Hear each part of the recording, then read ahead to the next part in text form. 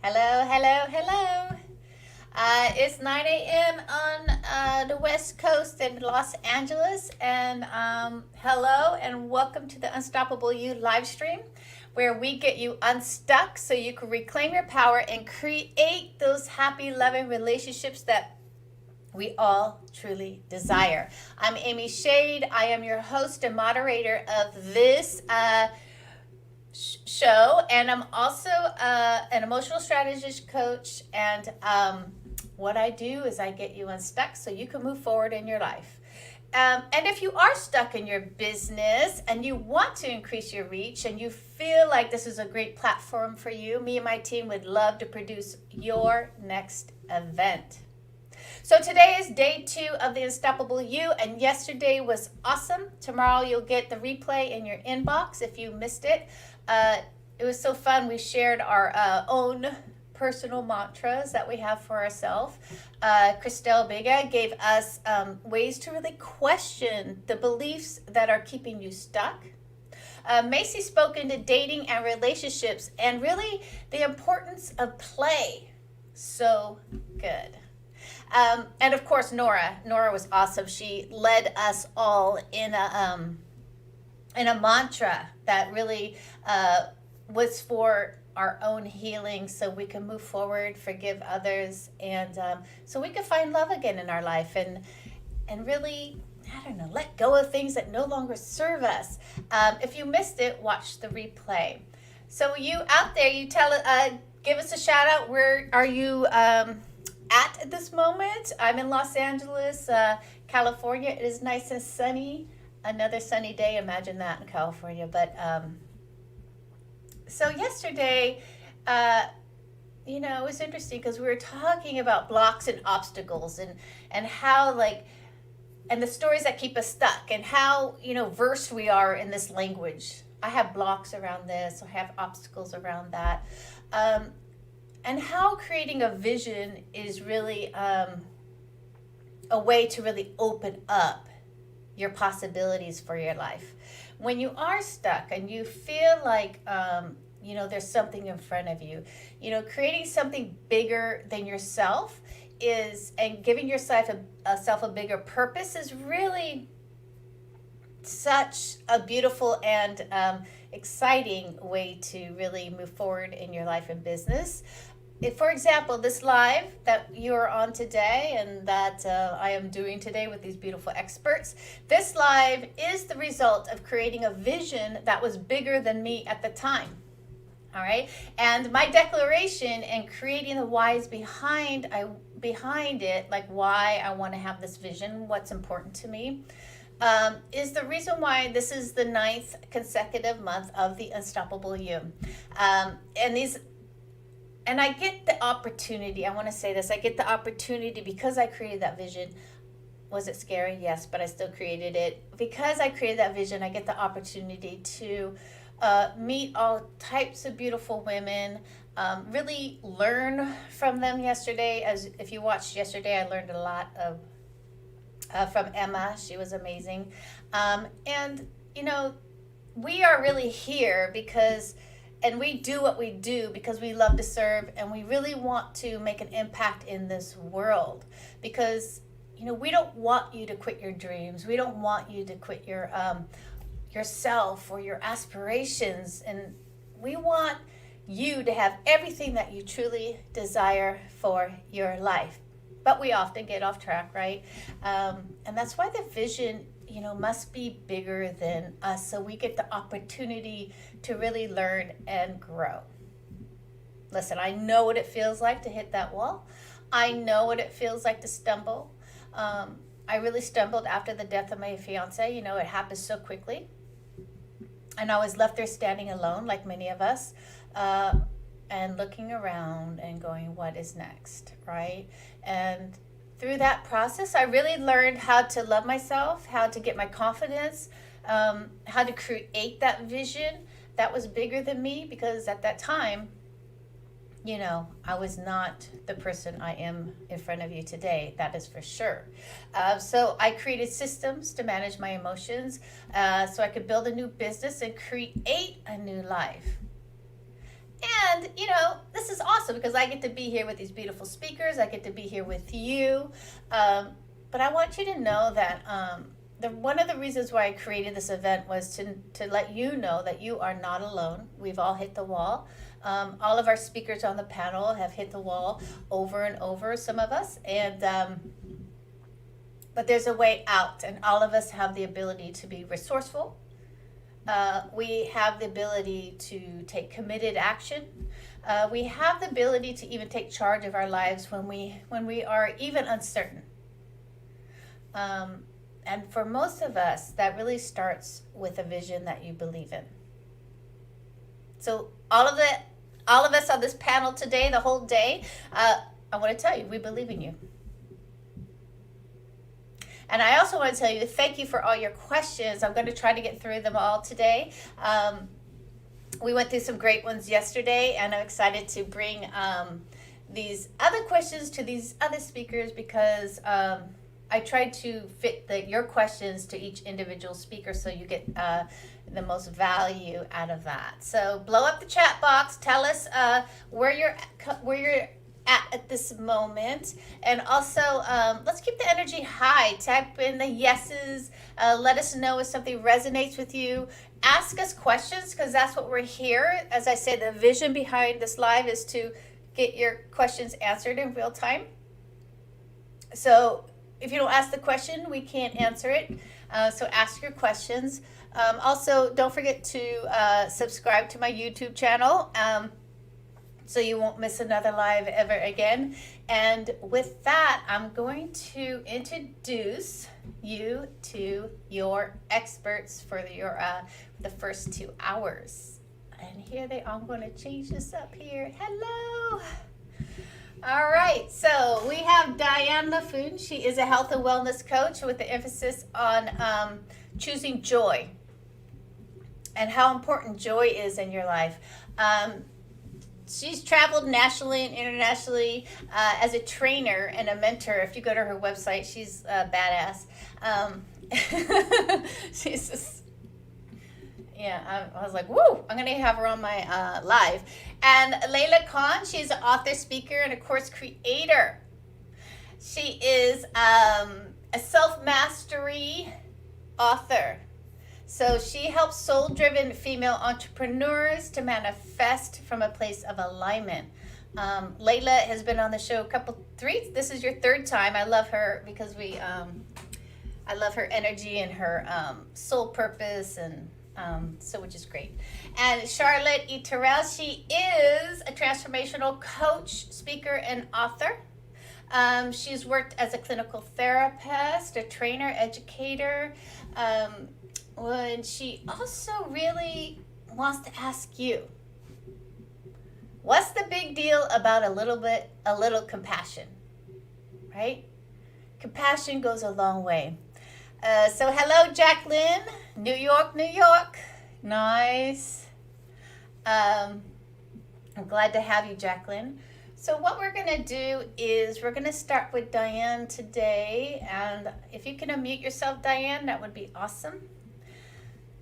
Beautiful. So Diane, I'm so happy to have you. And tell me, tell us a little bit about what you do and what you're seeing out in the world today. And, who do you work with and what does that look like? Sure. Well, first of all, thank you very much for having me, Amy. This was a great opportunity, and I am privileged to be a part of the Unstoppable You because I really believe in what your mission and your story is. Hearing about creating a vision that is bigger than you, that's what I'm all about as well. I really resonate with that idea. So, I have kind of been a jack of all trades. My background is in psychology. That's what I studied in school.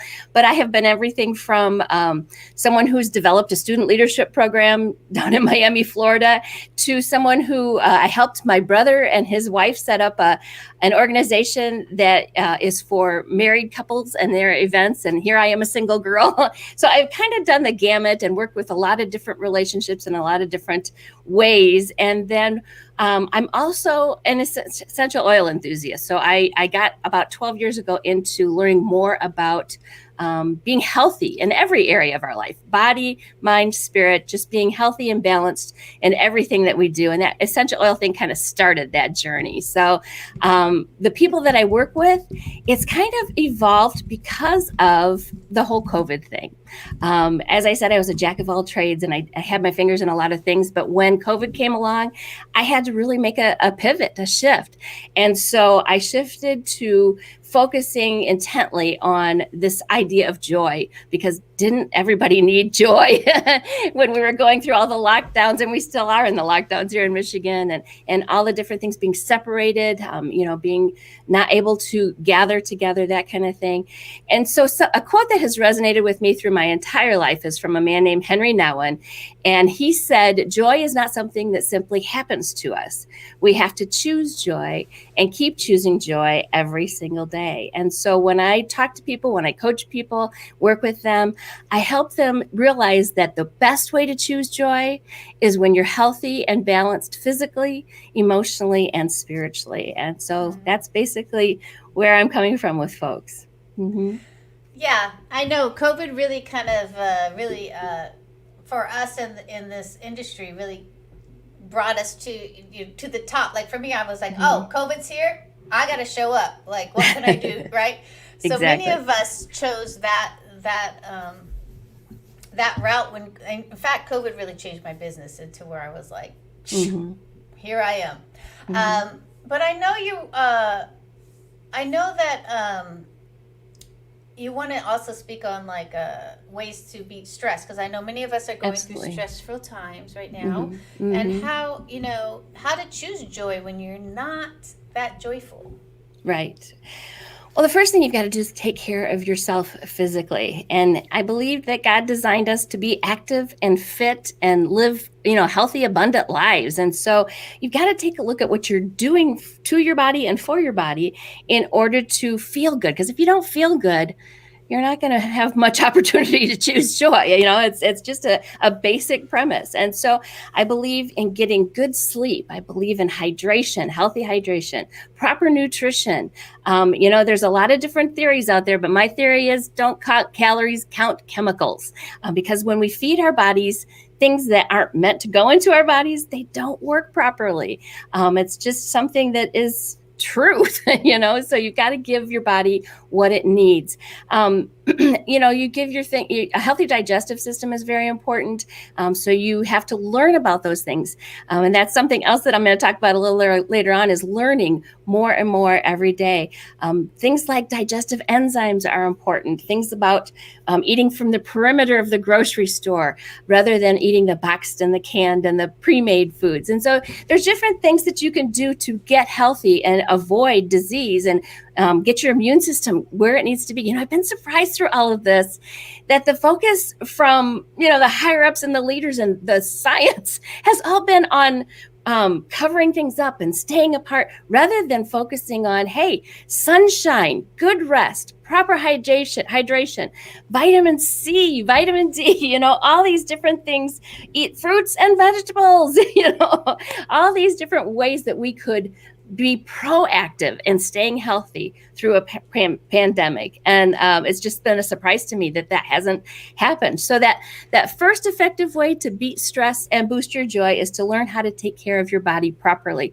Because like I said, I believe it's designed to be a pretty incredible thing when you treat it properly and the way that it's supposed to be treated. And you can live healthy and fit and vibrant. I got to tell you, my whole life I was sickly. From the time I was a young baby, I always had everything coming around the bend. And then it wasn't until about 12 years ago that I started learning how to properly care for my body. And honestly, I feel great nearly every day now. And a lot of my friends are in the same age of life as I am, and they're not feeling great. So it's very important. Movement, exercise is important. There's just a lot of things to learn about how to care for your body. And so I just encourage you to do that. Yeah, because sometimes we want a quick fix, and sometimes we want to just like not have to take care of all three: your mind, body, and our spirit, right? We don't. Right. It's like sometimes we just want to take the pill, or we just want to do this. Right. Right. So it's always a good reminder that, yeah, it's never that easy. And some of the experts I've been talking to are always like, I'm arcing my business to include everything wellness, because there's everyone's looking for the quick fix at this point. Right. Exactly. Well, the next area to beat stress and boost joy is to get your emotional wellness in balance and get a handle on that. And so it's very key to, I want to say up front that there are certain circumstances that require professional therapy or professional consultation. Absolutely. But there are also things that we can do for ourselves and practices that we can take to find emotional wellness. And basically all that means is the ability to handle life's stresses that come our way and adapt to difficult situations. Like you said in the introduction, we've all had walls that we've hit. We've all had great disappointments or traumas or experiences of losing a loved one. And so when you have that emotional wellness, that emotional balance, you're better equipped and better able to handle those situations. It's just basically an awareness, an understanding, and an acceptance that you can face the ups and downs. And so how do you experience emotional wellness? Well, our brains are absolutely incredible functions. Our brains are very tied closely to our emotions. That's where our emotional center is. It's right in the center of your brain, your limbic system. And so you can train your brain. You really can train your brain to look for the positives, to help you boost your spirit, uplift your mood. One of the things that is so funny to me is the way our brain seeks out what's at the forefront of it. So, for example, not too many years ago, I was looking to buy a new car, and this has probably happened to every one of you. And I had my mindset on a certain kind of car. And it's funny because my dad disagreed with me. He wanted me to look at it's a Subaru he wanted me to look at. And I was looking at, Chevys and I don't know what else I was looking at, but he was insistent that I look at a Subaru. So I went car shopping one day with my niece, and we were car shopping and driving all different kinds of cars. And she said, well, there's a Subaru dealer. Let's go try that one out. So I was like, okay, Dad said so. So I went and I drove a Subaru. And my niece thought I was crazy because as I was test driving this, I was like, this is my car, I can see so well. It fits my body perfectly, So I was intent on that Subaru, but I thought, I got to think on this. I got to give it a few days. And so over the next week or two, everywhere I looked, I saw a Subaru. Has this ever happened to you where you think about something and then it's just everywhere? It's just everywhere you see it. At the grocery store, in the parking lot, at the stoplight, anywhere you are, all of a sudden that's at the forefront of your brain. Well, you can do that with your emotions as well. If you train your brain to look for those positive things, then that's going to be what comes to the forefront of it all the time. And you can shift that focus. It's a terrific method, really. It works. So yeah. So I want to speak into that because it's like we're almost trained to go to the negative all the time. Like that is just the go-to situation. Absolutely. That I can't speak for men necessarily, but I know women, we have that negative, we just like go straight there. And so how can you give like one or two steps, like how can we shift that? Like how can we actually shift that? Well, it's going to sound very trite or simple, but here's something that I recommend to get you started. And that's trying using an at least statement. So for example, you're on your morning commute and your coffee spills all over the car. So instead of saying, oh, my coffee spilled, it's going to be a horrible day today, you can say, hey, my coffee spilled, but at least it didn't get on my laptop and my computer's okay. Just little things like that. For example, you're cooking dinner and maybe you burn the potatoes or whatever. So instead of saying, oh, the potatoes are ruined, it's not going to be any good, dinner's going to be awful, choose to say, hey, the potatoes burned, but at least I've got plenty of other food here for dinner. We're going to be satisfied. So it's a simple little mind trick to have that at least statement going on. But it does kind of make that shift for you, that shift in your mind. Mm-hmm. Yeah, that's super simple, and I love that because it can really stop you from going down that rabbit hole. I call it the rabbit hole. It's like it is, yeah. Because you can't climb back out. Sometimes you just wallow in it, and it gets worse and worse and worse. And so you have to make that shift somehow. Another great way to shift is gratitude. I'm guessing that most folks watching this today have, a comfortable home, at least a roof over their head. They had a bed to sleep in last night, simple things like water to drink. There are people in this world that don't have those things. So finding things in your life, start a gratitude journal. I know a lot of people talk about that, but it actually is something that will help train your brain, is to write down 3 things every day that you're grateful for. Gratitude is a big help to getting back to that emotional wellness where you can deal with the things that come along your way too. Yeah, I love that. Yeah. Thank you. I love the at least. Also, the what if. Yeah, that's good. The what if is good. What if that's not true? Those thoughts, Yeah. Okay, so the third one is, where are we going with this? We're going to learning. And this is a big deal for me. I have been a lifelong learner. Leonardo da Vinci, he said, learning never exhausts the mind. And that's a great quote, because you can't overlearn. You can't overexceed the capacity of your brain. And the more I learn about the brain, the more in awe I am, because like I talked about earlier, the brain's very tied to your emotions, but we can also kind of exercise our brain. And so I really am into making a point of becoming a lifelong learner and learning new things every day. And there's a couple of things to do in order to do that. One of the things that I've referred to is Nathan Spring. He's a neuroscientist at Cornell University, and he wanted to know what happens in the brain as we learn new things.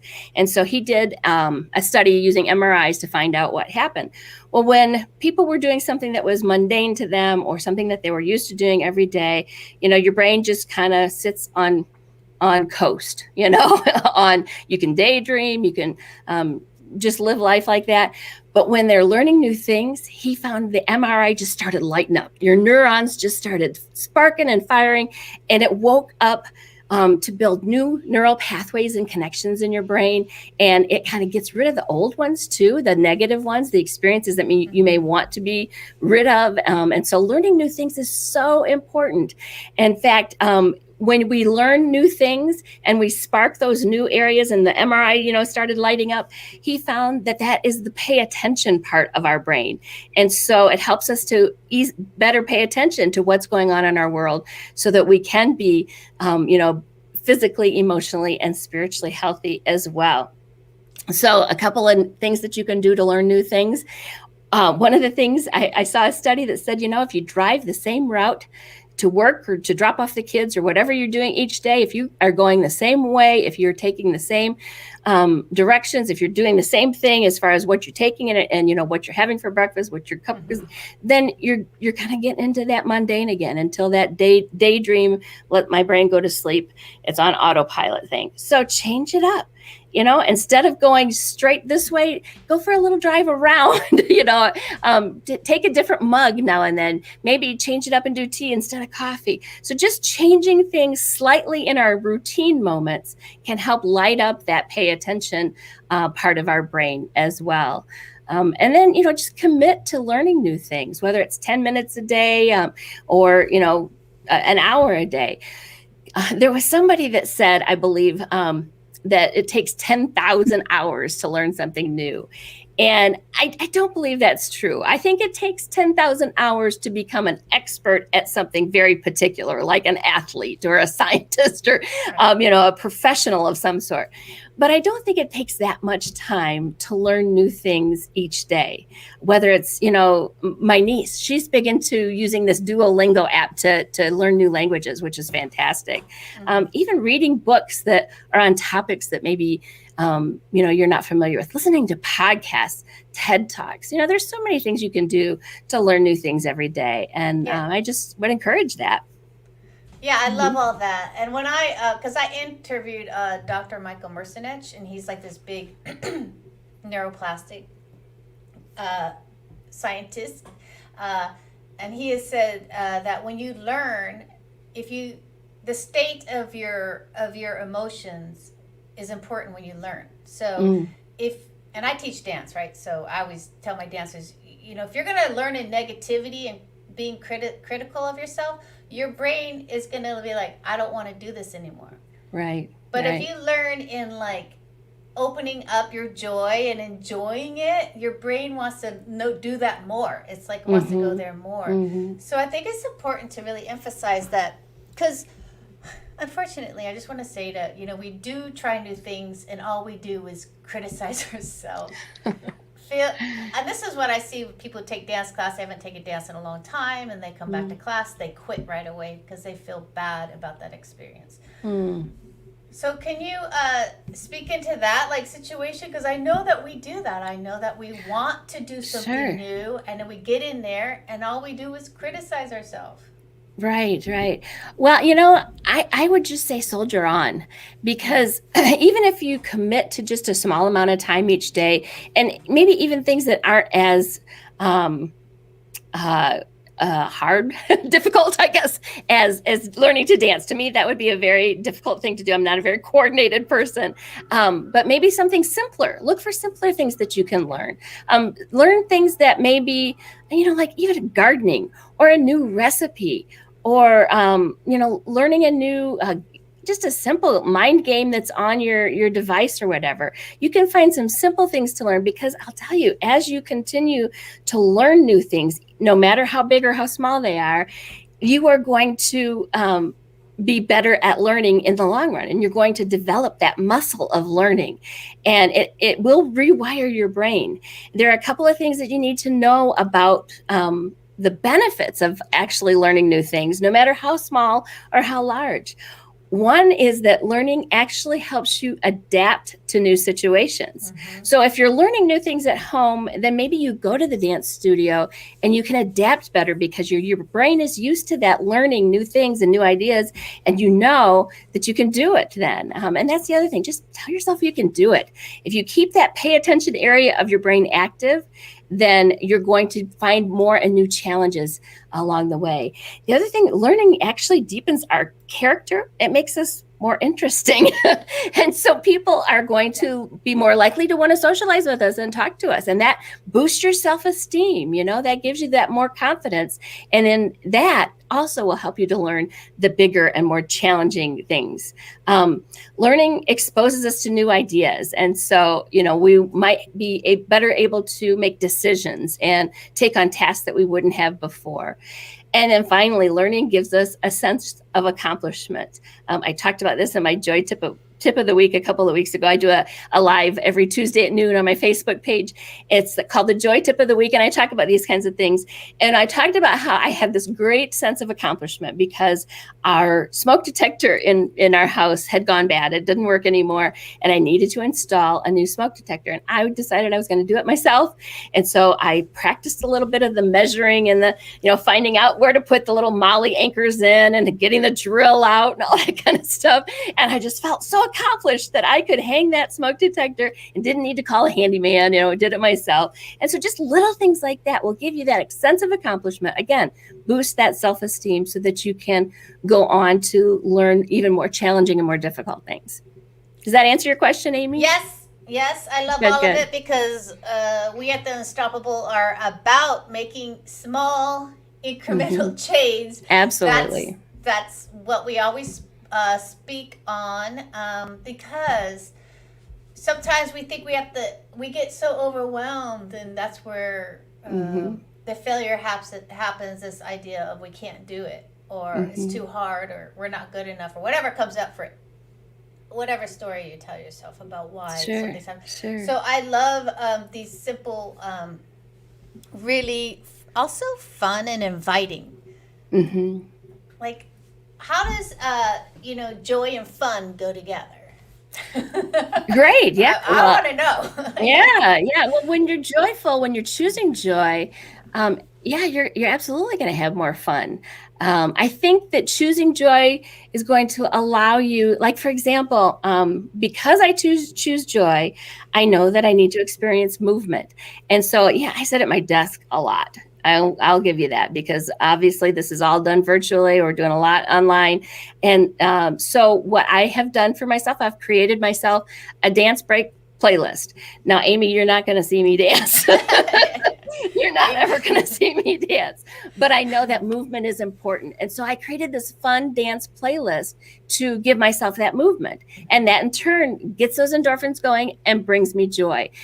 Anything that's going to get your endorphins going will bring you joy. And so getting well physically, emotionally, and spiritually, that does help with those, chemicals in your brain. And that does increase the joy, but also the fun. And so that's a good thing to remember too.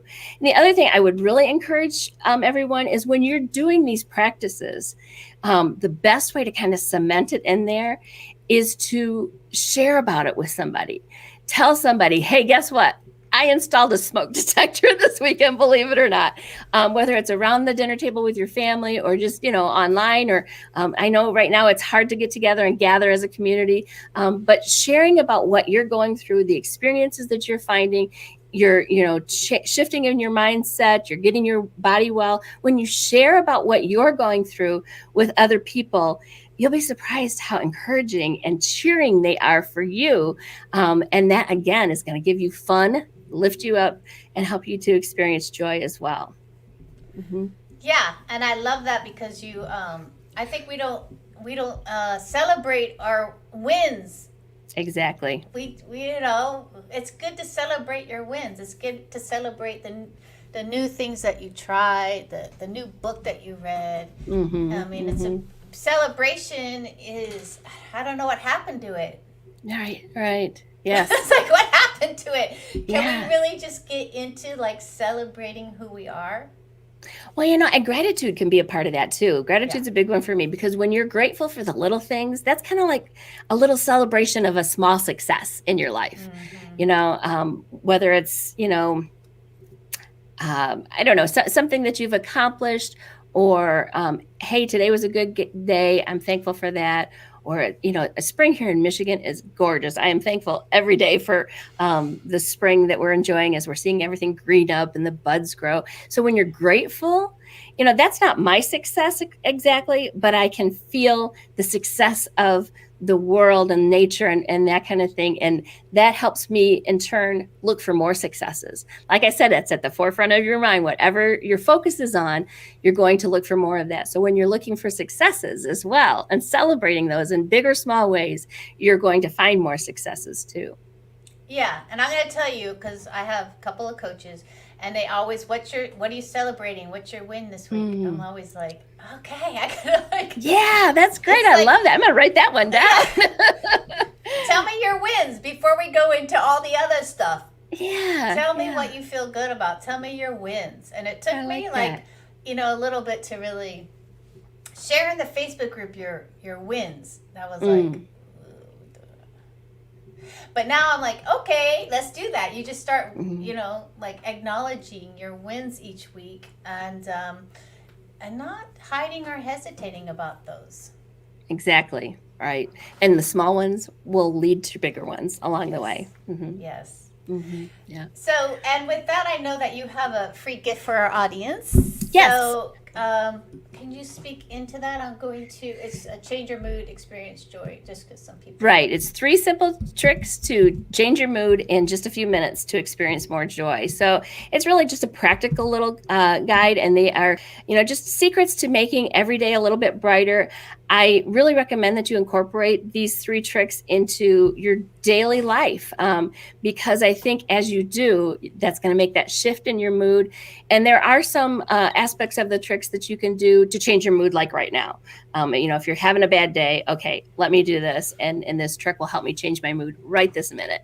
But as you use these 3 tricks over time and make them part of your routine, it's going to make every day a little bit easier to choose joy and to find that focus on living balanced and healthy in all your areas of your life.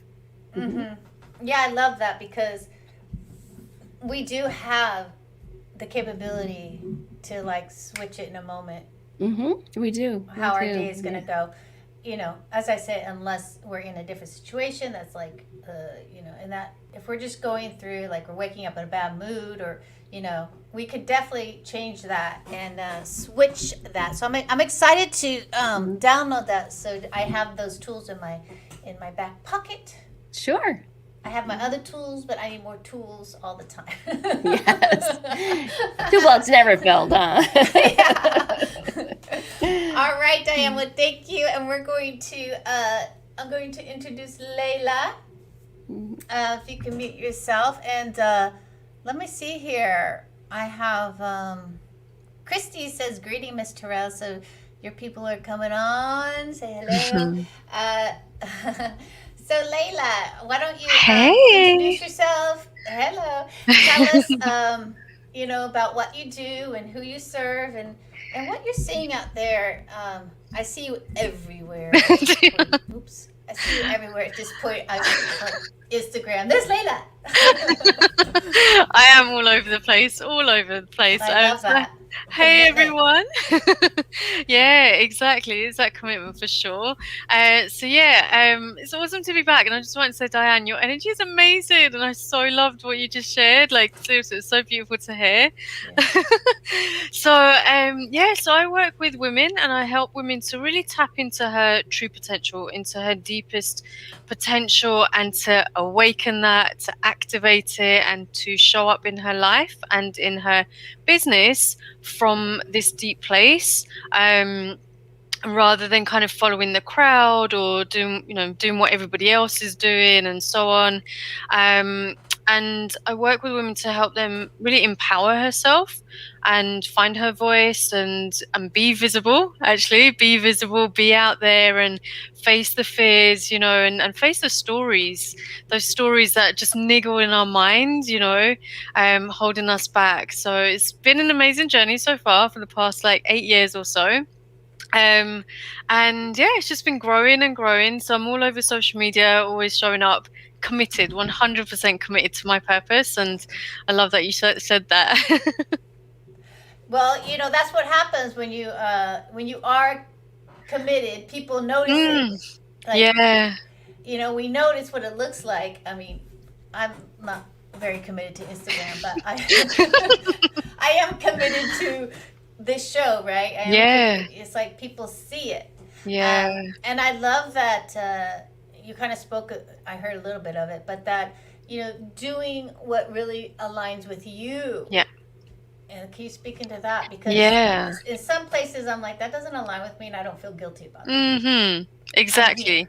Yeah. So can you speak into that a little bit? So what I find, and again, not everything that I share is from personal experience as well. There was a time where I would do things that I didn't want to do, or I would say things that I would agree with things that I didn't actually agree with.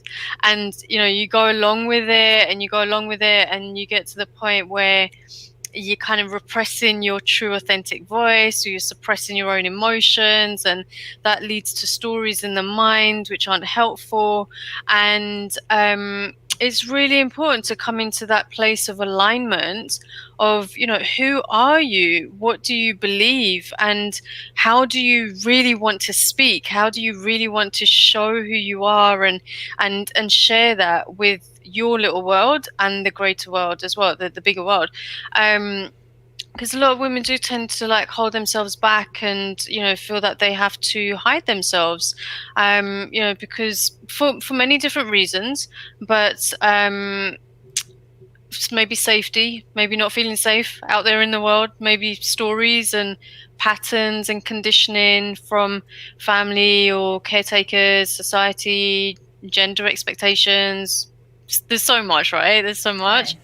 And so when we come into alignment, we're saying, well, this is who I am, and this is what my dream is. This is what I really want to do. I want to create art that is luxury, or I want to help women with this area in her life, or I want to dress in this way and I want to just do it unapologetically, or I want to say this and I want to feel safe in expressing myself. So coming into alignment is just really owning who you are in your wholeness, and doing that unapologetically in a world which maybe wants to kind of pin us down. Yeah, and I think that it's interesting because when you're thinking about pinning us down, I'm thinking that energy that I used to have, that it did feel like an energetic, like squashing. Yeah. And I lived it, right? We lived that squash. Mm-hmm.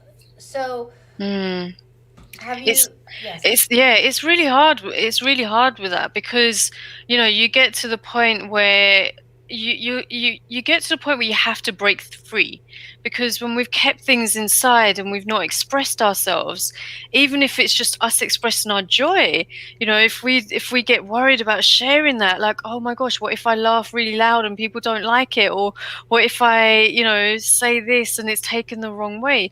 When we don't express ourselves, it's gonna go somewhere, right? And because it's not coming out, because you're not expressing it externally, it's going to have an effect internally, because as women, and predominantly that feminine energy is within.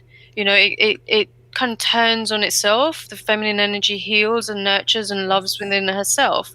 And so if we don't allow this feminine energy to come out, which is this expression, this connection, this love, then we're doing ourselves a disservice. And I've definitely done that myself. And, it's been a very long journey, to kind of find my voice and find my expression, and to keep being on that journey as well, because it doesn't end. But there is real power in us owning that and saying, you know what, this is the journey that I'm on. This is where I'm at, and I want to live from an authentic place and express my truth and express my creativity in the way that it wants to come through. Yeah, and I'm wondering, have you seen a shift in women since COVID? Because we've been by ourselves on some level, like in our own little creative bubble. Yeah. I have, definitely, for sure. I mean, like yourself, my business has gone through the roof as well in so many ways.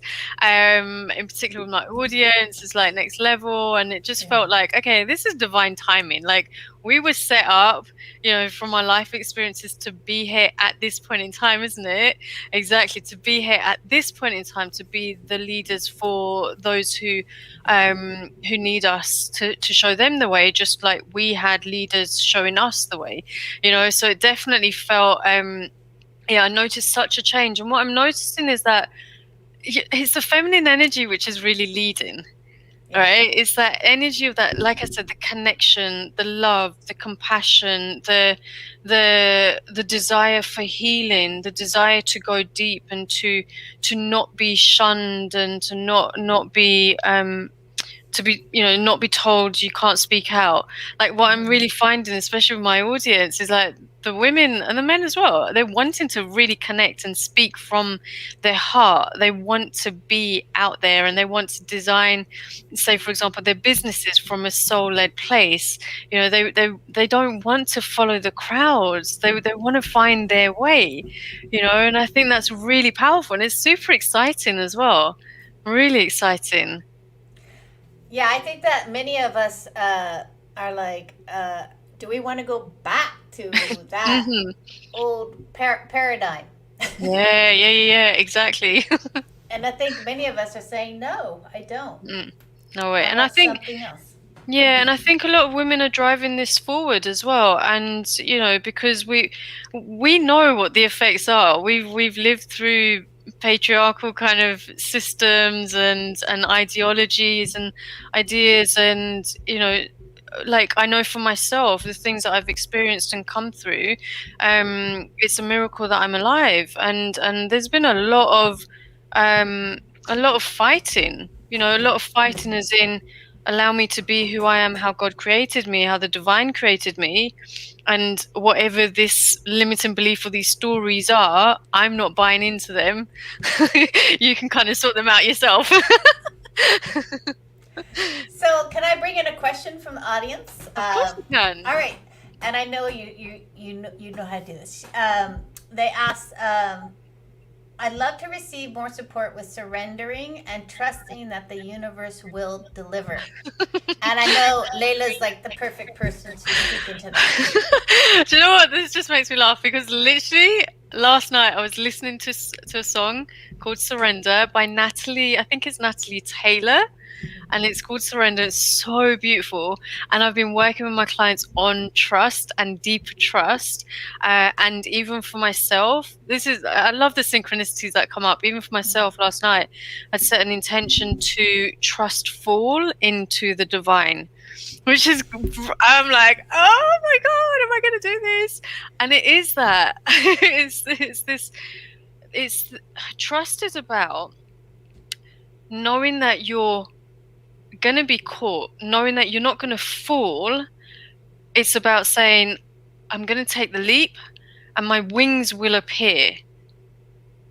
Do you know what I mean? It's about, I'm going to jump and everything's going to be okay. My wings will appear and I will find my feet. Mixing up there.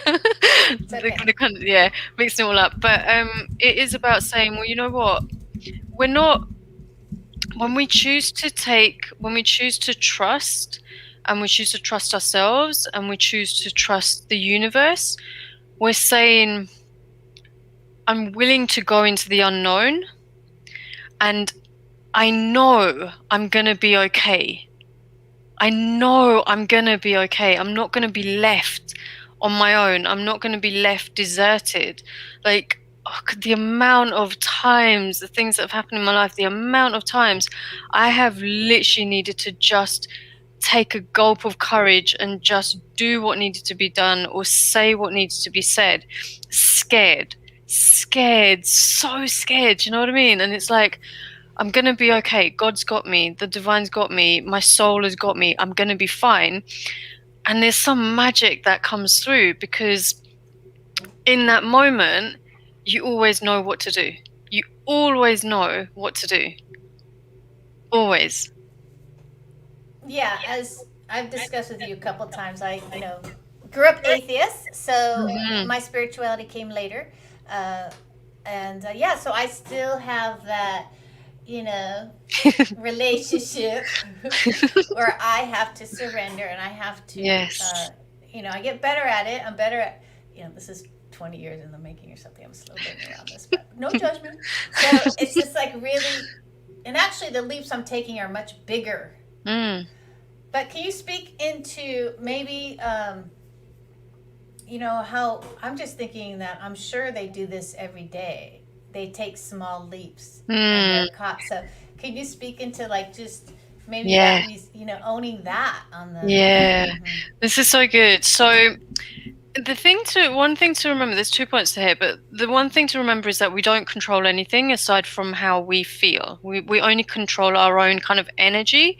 We can control our thoughts. We can control how we feel and show up within ourselves.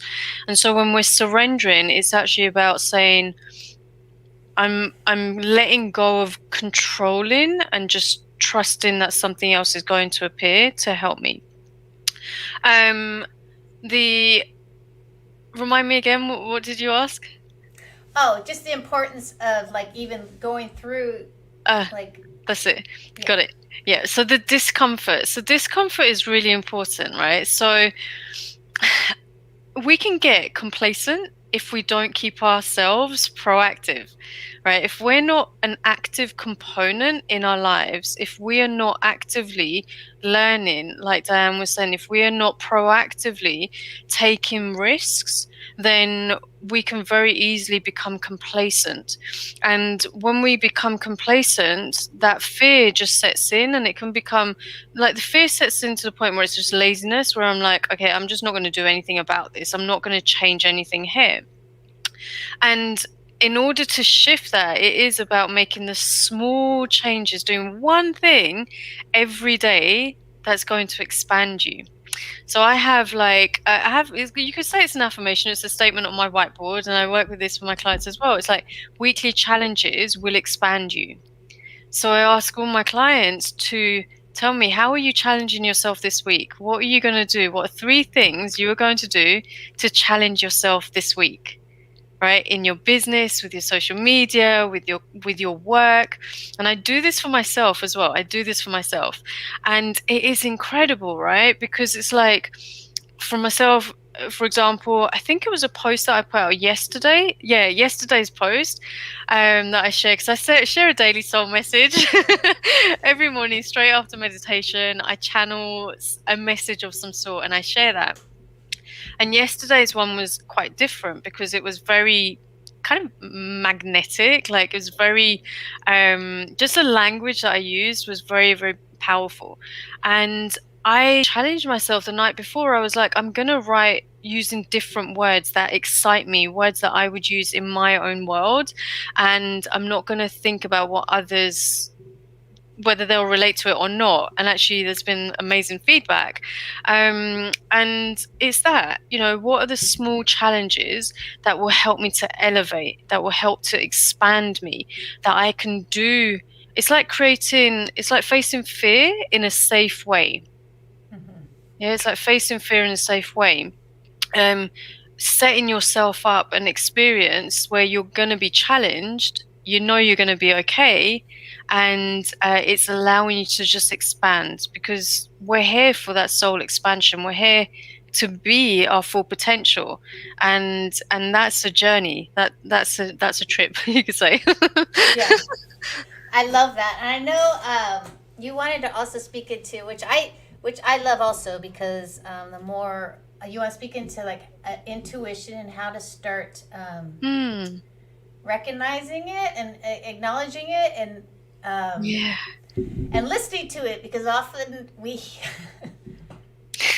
don't do that, Amy, but then I go into I have that voice, probably not a good idea, but then I do, So can you speak into really, because I think that helps too in trusting the divine. Yeah, exactly.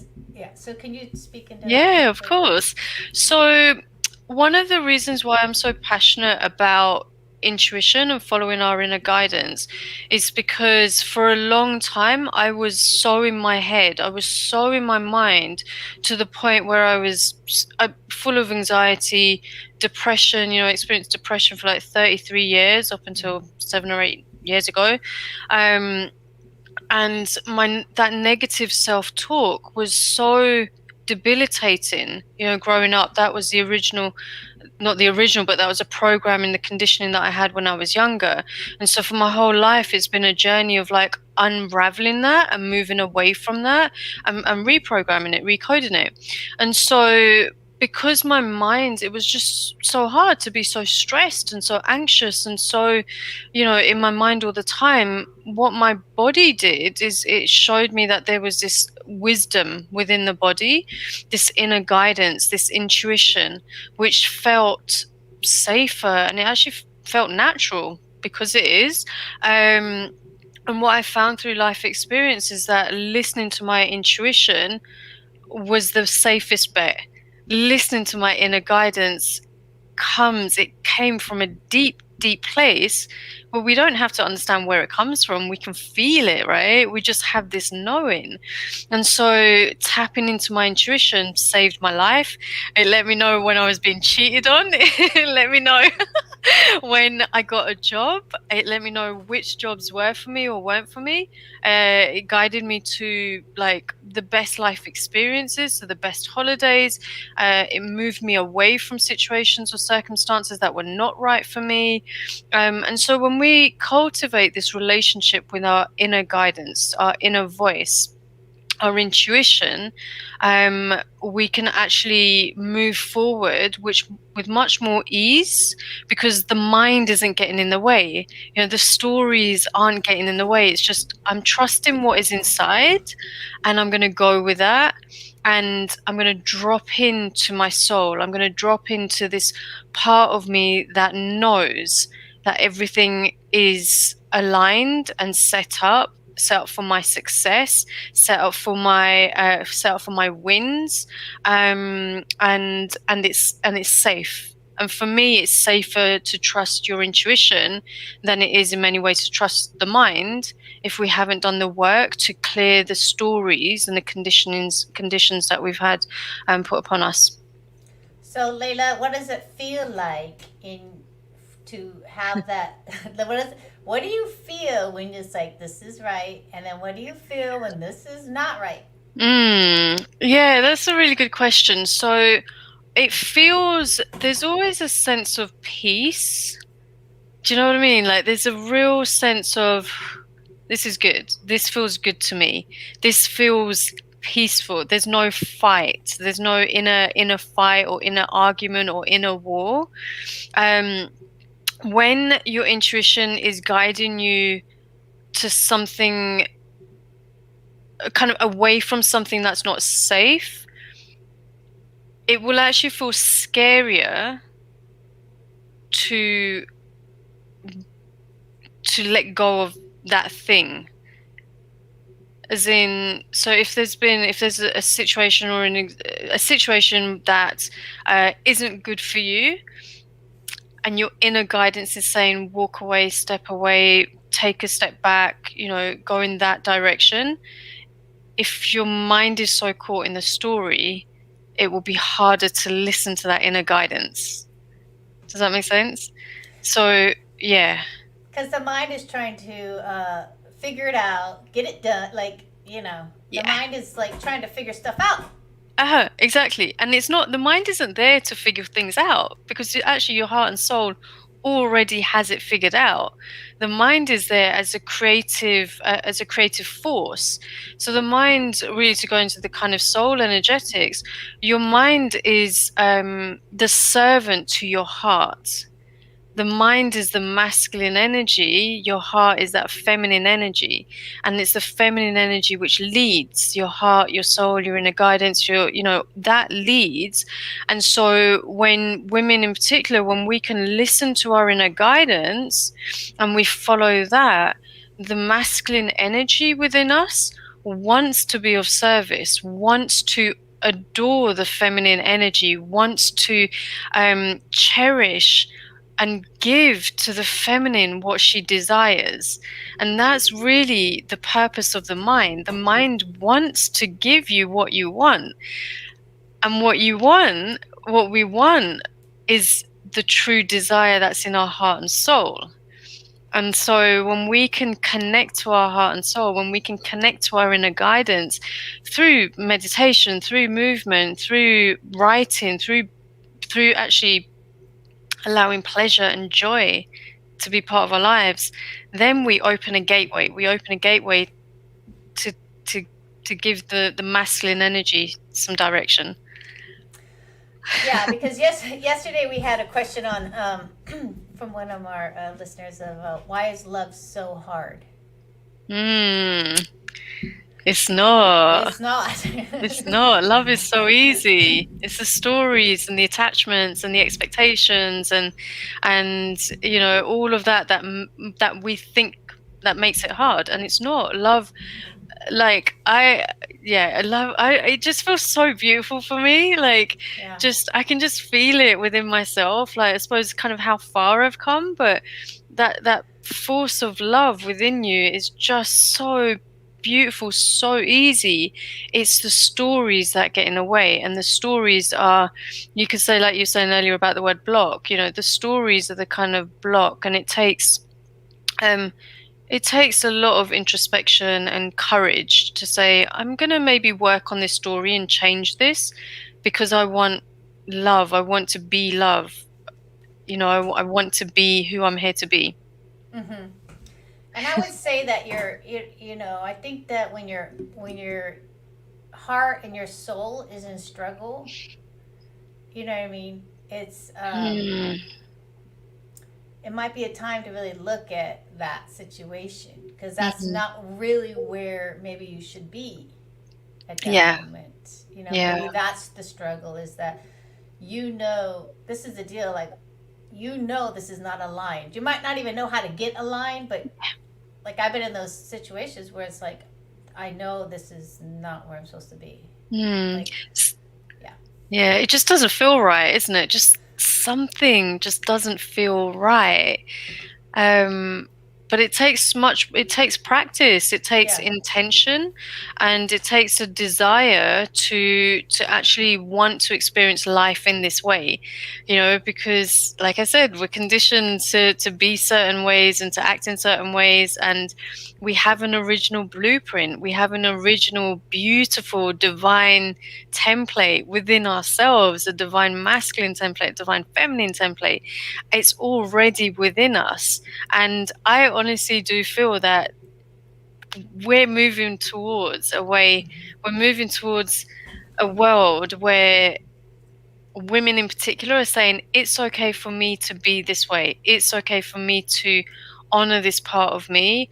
And we're showing men and women that it's safe, but we go there first. I love that. So you have a gift for our audience, and if you guys have any questions for us, put in the chat box. We're going to do the round table in one moment. Otherwise, I will grab questions from pre-submitted questions from you guys, but we always love your questions. So I'm going to put in Layla's free gift, and you want to speak about it? Yay! So there's a couple in there. I felt even more generous as well. So there's a downloadable version of my book, 101 Plus Ways to Overcome Life's Biggest Obstacles. So you get a free downloadable version of this one, a coaching session as well. And I did a live stream yesterday on business, the heart and soul way. So there's a replay of that in the opt-in as well. Oh, beautiful. Thank you for that. You're so welcome. So I'm going to go to the chat box a little bit. Yeah, so let's see. Mariana, great stories and input. So much compassion and good healing energy. Thanks so much. Yes, I love healing energy and good energy. Let's see. We have Christine here. Excited to be here. Thanks for the invite, Charlotte. So your people are here. Says Kenyetta is here. Hello, Charlotte. Pamela, making small changes. Making small changes is really, for me, the only way you can change. It's like, that's like it. I think, once you give yourself that gift, things really start moving. Cynthia, good morning, ladies. Lovely to be here and continue the learning process. Thank you for that reminder, Diane. Yes. And with that, what we're going to do is, so excited to have you guys here. What we're going to do is, Charlotte, if you can give a shout out, a small introduction, and say hello, and then we'll go into the round table, and then we get to your interview. Okay. Good morning, everybody. Thank you for coming. I'm so glad that you're here. I hope that you're empowered and your life is enhanced. I am Charlotte Terrell. I am a transformational coach, author, and speaker. And my expertise is in the area of coping, communication, confidence, and I've added compassion. And so probably in the interview, we'll talk quite a bit about that. But I am from the Midwest, so shout out to my Michiganders that are on here. Yay! And I'm living in the Southeast. Long story. But hello, welcome, and I am so excited to be here. I hope that you are healed, helped, and delivered and set free. Beautiful, beautiful. Okay, so this is the round table section. I'm going to do a quick thing to Charlotte. So what I'm thinking is if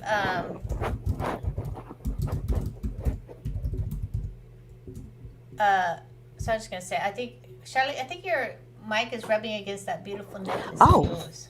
Okay. Yeah, beautiful. I think that's Okay. great. So we can make sure we can hear you. Yes. So okay, so it looks like we've got. So let's go into the round table, and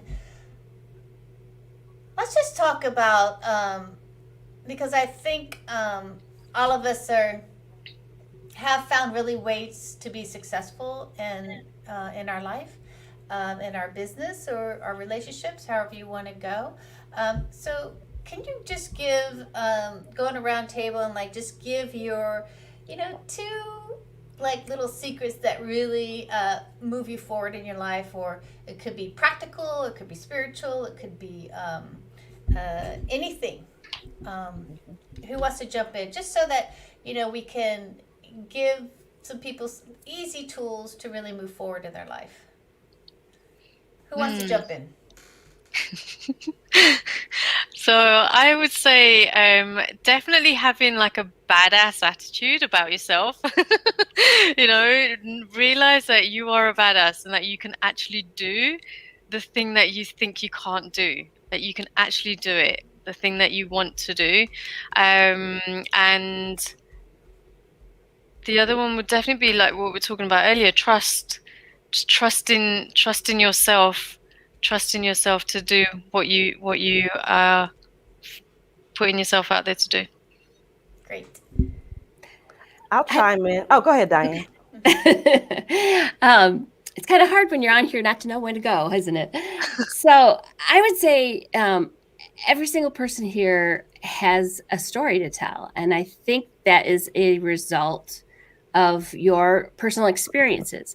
So because of what you've gone through, you either have something that you can share, or a specific group of people that you have a burden for because of the things that you've experienced. And I would say don't quash that. Listen closely to that inner voice, as Layla was talking about.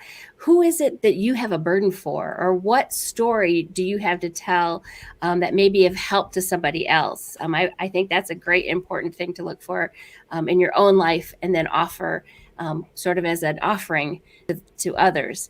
And then the other thing is just a simple phrase that I have lived by my whole life, and that is do the next thing. Do the next thing. When you're experiencing overwhelm, when it just looks way too big and you can't even imagine overcoming it, even just projects, with work, just take it one step at a time and do the next thing. And even if it's, getting the dusting done at the house or whatever, take action, take a step, and do the next thing so that you can move forward. Thank you for that. Charlotte, you want to jump in there? Sure.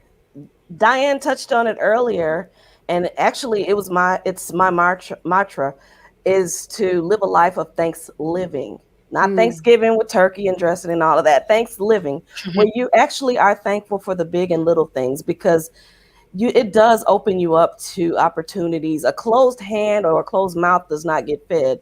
But when you say thank you, and you're thankful for even the little things, the bigger things come, and the manifestation of what you desire comes because of your thankful heart and the gratitude that you show to universe. To me, I'm a believer. So when I show thankfulness to God, God says, okay, daughter, you said thank you for that, so I'm going to gift you with this. And so being thankful. Also, for me, I think that it's important to not pour into people and things who leave you empty. If you are pouring into something or somebody and you're not getting the same thing reciprocated, you're not getting it in return, then don't pour into what's giving you emptiness. Pour into what gives you life, and speak life to yourself and to your situations. I love that, and that's going to be the next question for this thing. But for me,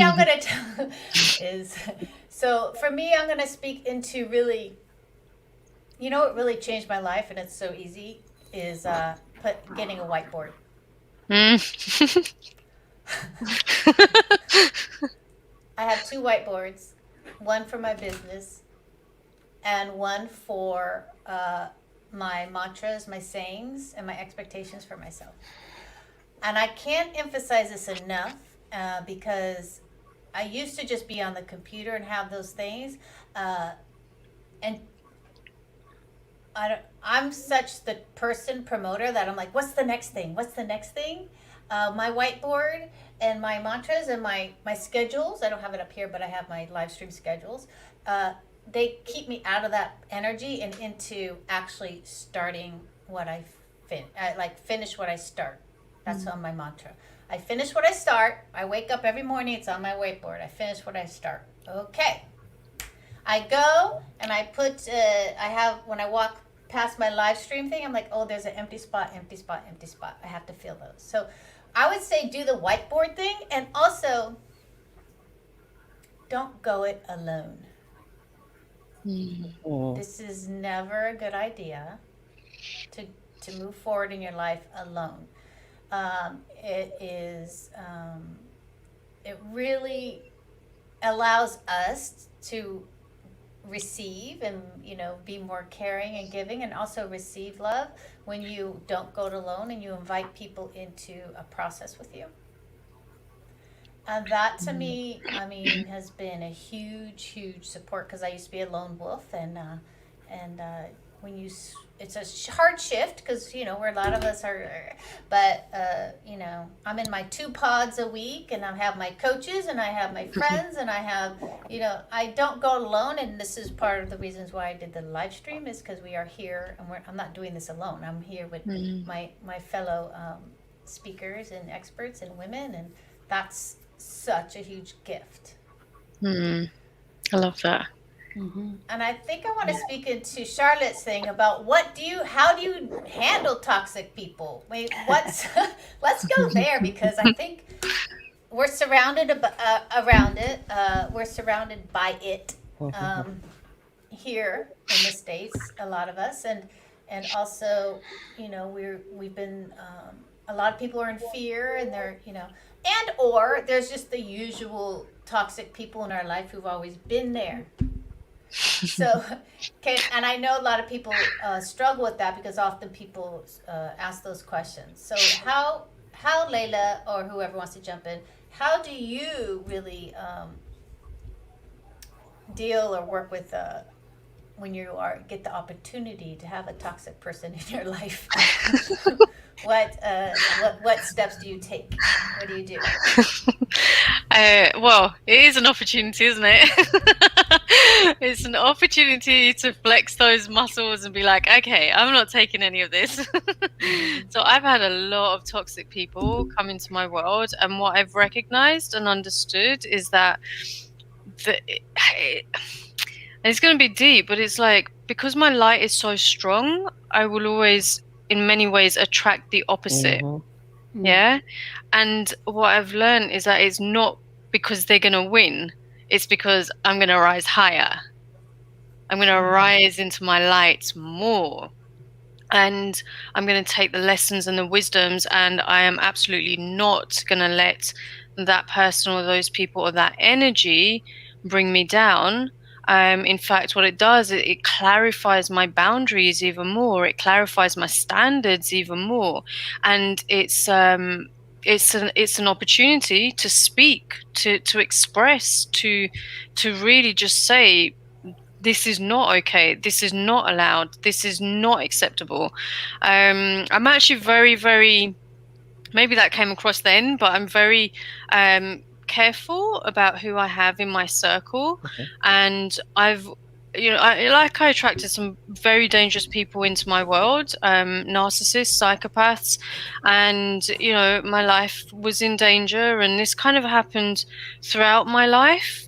Every time I kind of ascended, somebody else would come in once I'd reached that next level of of kind of power within myself, and it would be like another little test and another little test. It was never okay. And of course I got to the point where I was like, God, like, seriously, can you catch me a break, please? Can you bring me some like teddy bear cool people? But yeah, what I found is that the more there were opportunities to really uphold my boundaries and my standards, and to believe in my power that I can manifest manifest safer situations, but also that I can shift my vibration. I think this is really important to say, is that we can change our vibration and heal whatever it is that's attracted that situation or those people into our world. So we are no longer attracting them, and we continue to elevate and ascend in our soul growth. I love that. Thank you. You're welcome. Who wants to You know, jump it's in? interesting, Amy, that you bring this up. I have a Facebook post from 2014 that is about toxic people. And every week, at least once a week, I get a notification of somebody that has shared it or commented on it or something. So it is a hot topic. People have toxic people in their life. Everyone does. And they want to know what to do about it for sure. So it is a hot topic. But I would say, as Layla said, boundaries. You've got to set boundaries. I don't know that it's always a situation where you have to end a relationship with a toxic person. Definitely, if it's something that is putting you in danger, you want to end that relationship. But I think there are a lot of toxic people that just want to bring you down, or just not lifting you up, And so to set boundaries in those situations and just be very clear with that. My dad always said that you become like the people you hang out with and the books that you read. And I would add to that and say, and the entertainment that you enjoy as well. And so sometimes maybe toxic people want to hang out with you because they want to be lifted up. Mhm. And if you can do that in such a way that it doesn't bring you down because of those boundaries that you set, then sure, in a limited amount of time, you can do that. But at the same time, you want to counterbalance that by hanging out with those people who do lift you up and who do, have a good influence on your life.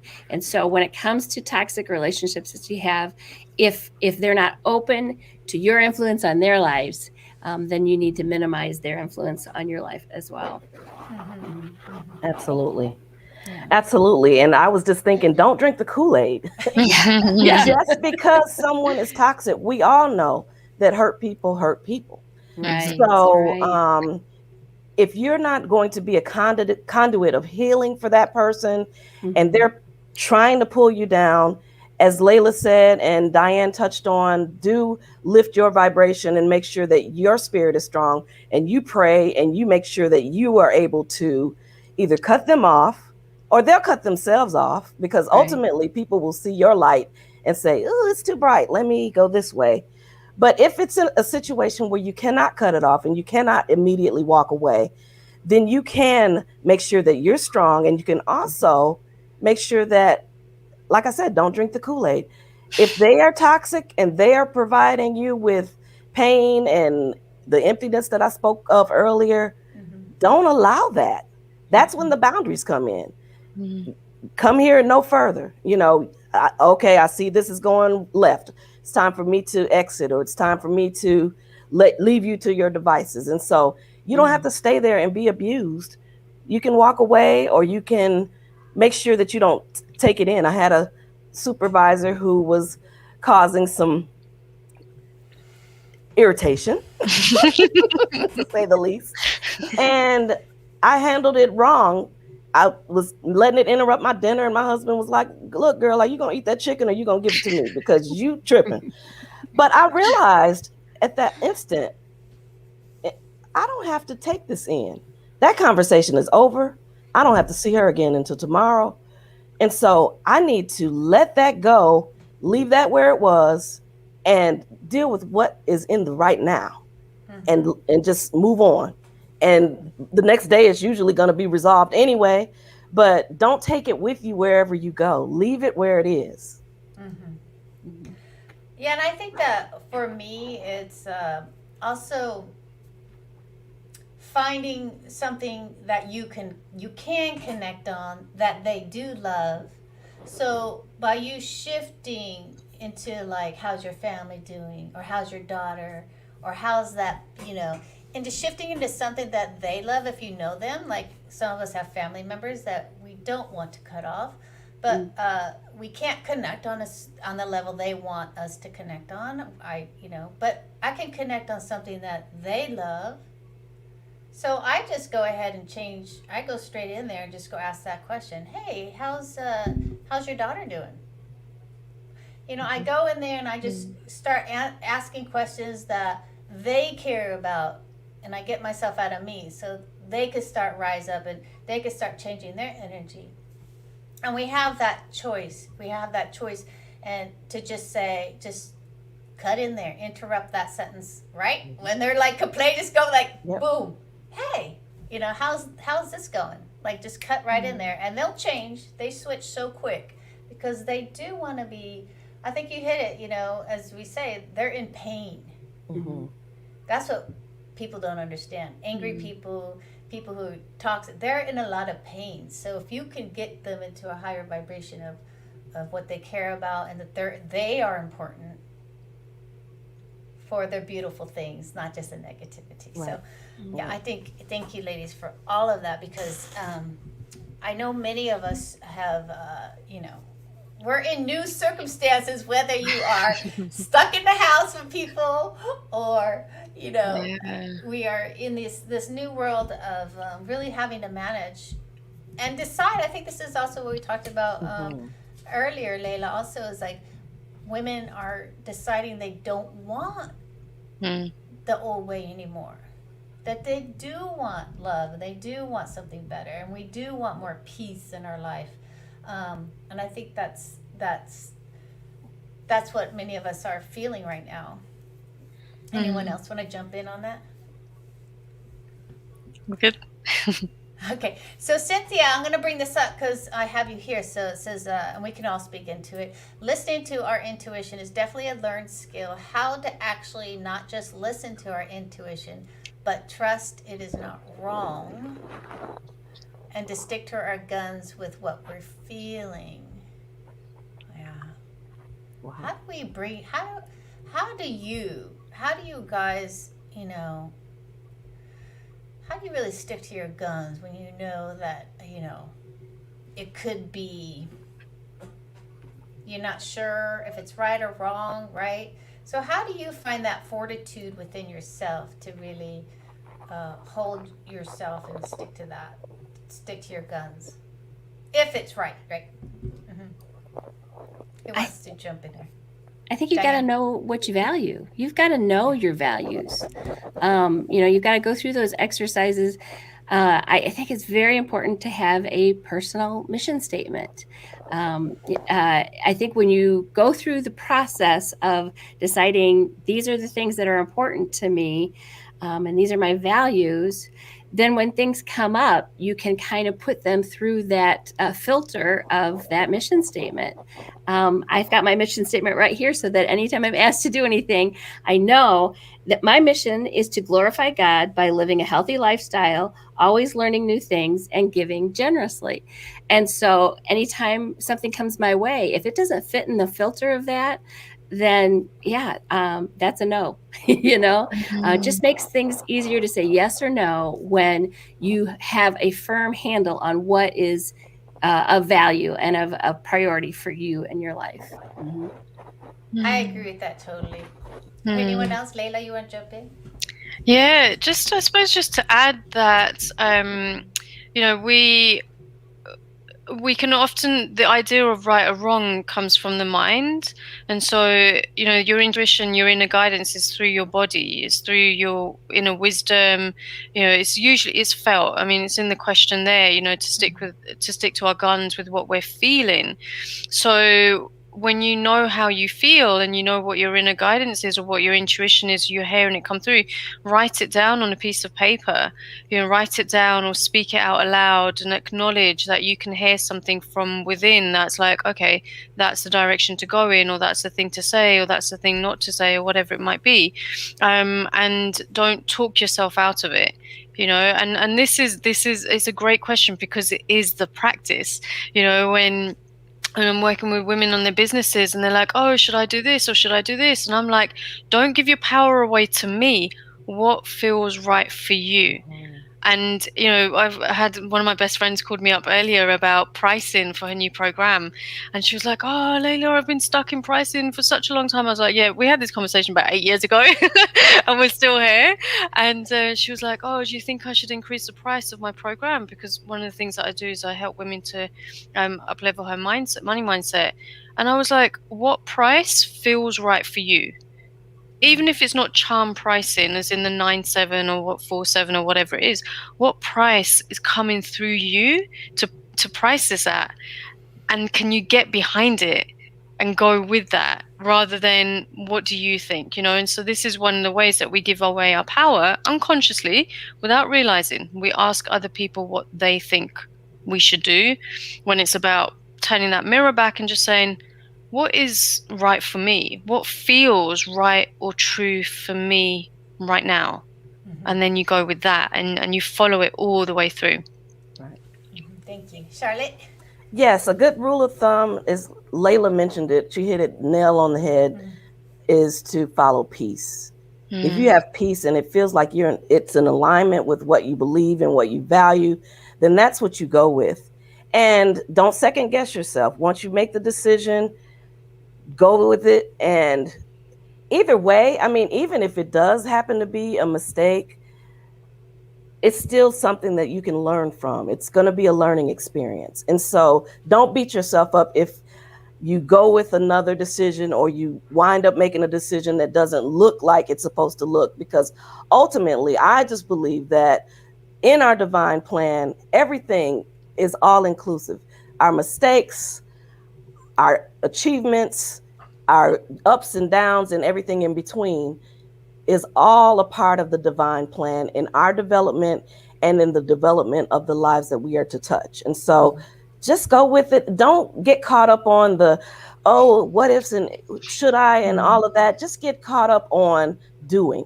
Start by starting and continue to move forward. And that's how you get unstuck. And that's how you determine whether it's the right thing or not. Practicing over and over again, making the decision and sticking to that decision. So yeah, I love what everyone says. So I'm going to take it back a step, and right, like the beginning is like, start really getting in touch with your body. Like I wake up every morning and I do a body check. How's my body feeling? So I think because intuition, really, you feel it in your body. Is like, I think the more you can find that connection in your body, whether it's like meditation, or when you're speaking to someone, to actively say, what is my body feeling right now? When you're experiencing something, how do I actually feel in my body? So I think like really getting into connecting with your body and practicing what that feels like, because I know a lot of my clients have that mind-body disconnect. I'm a dancer. I've been a dancer, so it's always been body first. So like, I feel it in my body first, but for many it's not. So I think just practicing like in every situation, even cooking dinner, how am I feeling right now? Like just get into body checks. I body check all the time because it keeps me connected to my intuition and my feelings about what I'm feeling about things. So thank you everybody for sharing. I think we got some really great information out there for everybody. And at this point, we're going to go to Charlotte and her interview, which I'm excited. And I know Pamela, Nina, Deidre, everyone's excited to see Charlotte. So I'm excited. Very happy to be here. Yeah, so I'm excited to jump in with you. So tell us about a little bit more about yourself and like who are your clients? What are you seeing right now? What are women really going through right now, and how, just jump right in and then we will go with questions. Okay. I'm seeing a lot of women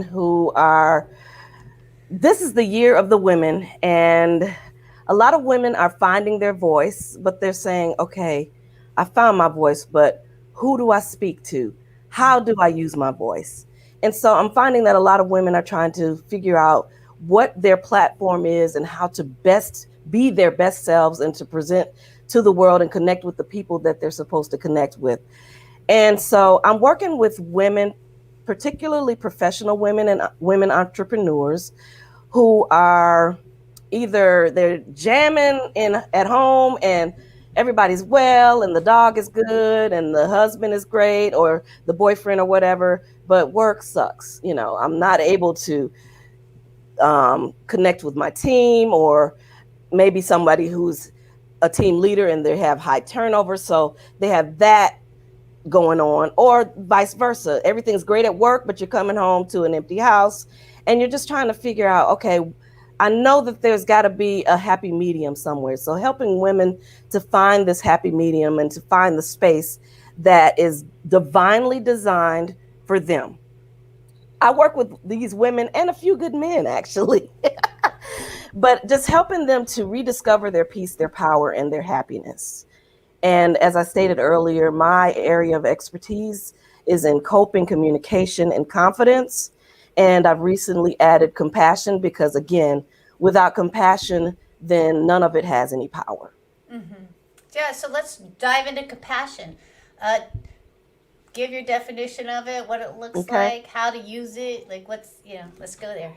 Compassion, I found the other day in the Greek, is pronounced splegismahi, and it is from the inward parts showing pity towards someone who's suffering. So, although I thought compassion means love, I think it takes it a little bit further than just the love that we know, the platonic love, the philios, which is the brotherly love. It takes it a little bit beyond that, because right now a lot of people are suffering. A lot of people are in transition. So to actually empathize and to see, okay, you're going through this or you've gone through that, and to not only empathize with it, but to show love and to show give your gifts and talents and pour into these situations to make life better for those people who are experiencing this. So to me, compassion just is really the act of not just loving, but to showing the care and giving a little tenderness. I think, who was it? Otis Redding that sang "Giving a Little Tenderness," and showing a little tenderness to people. Right now is a sensitive time for everybody. We're uncertain. We don't know, get the shot, don't get the shot, get COVID, don't get COVID. I mean, everybody's wondering what to do. Am I going to have a job? Am I going to stay at home? Are the kids ever going to go back to school? All of those things. We're all wondering, what's going to happen next. And so showing tenderness to each other, really listening, not just with your ears, but with your eyes, observing the body language.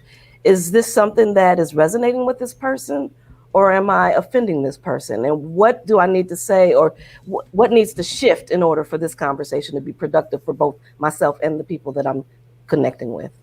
Mm-hmm. So a couple things are coming up for me, because many of us are just like slapping things out real quick, right? With no connection to it. So our partners or the people around us are not truly receiving what they're needing on some level. Right? So how can we slow that down? How can we again it's about observation. It's not about, we go on these speed dates or speed networking events and we're, just spewing out information. I do this and I do this and I help that and I help that, but you're not listening to what the people are needing. I have a prime example of my husband. When we first got married, he's a chef and I have a therapeutic background, and he said, I need some time. And immediately my mind goes to time. Oh no, we just got married. He's already wanting to separate from me. He meant THYME. He's talking about the spice. I'm talking about TIME. And so, just understanding the language of the people that you're speaking to. And I don't mean the English language per se, but I just mean what is their perspective? What do they talk about? What are they passionate about? Observe those things. And you don't have to, like I said, ask 20 questions to find out. You find out by watching that person. You watch their interaction with the world. You watch how they present themselves to the world. You watch what they're passionate about. And you listen to them, not just with your ears, but with your heart. Yeah. And so some of us might feel a little bit of vulnerability around that on some level. because we've been doing it this way, whether it's working or not. It doesn't Right. seem to really matter to some Right. people, Right. but that we're just so, and to do something a little bit slower, where we actually give up the fight and just give our compassion. And is empathy in there also? Let's just Yes, okay. empathy is in there. And you're taking baby steps. I mean, we're stepping out of our comfort zone, but you don't just jump into a comfort zone. That's why it's called stepping out of your comfort zone. You take one step at a time and you do it to the level of your comfortability, okay? And you award yourself. You've said, okay, I made that achievement. So now on to the next thing, on to the next step, like you said earlier. And you just keep taking baby steps until you've reached that goal, and then you move on to the next thing. But you have to evolve, and from the cradle to the grave, we're evolving, and the blueprint is already ordained, I believe, for us and for our lives. And as we're following that blueprint, we're evolving to the person that we've always been. And we were created to do a certain work, but it's like we were created and everything was already laid out for us, and then we're born and we live it out. And I know that's a little deep, but I mean, that's really actually how it is. Charlotte Scott Terrell, this was her plan. So I'm going to lay everything out. I've got all of the people, all of the abuses, all of the pain, happiness, the ugliness, and everything in between already laid out. Okay, now let me give her to Frank and Nina and let her be born and live it out.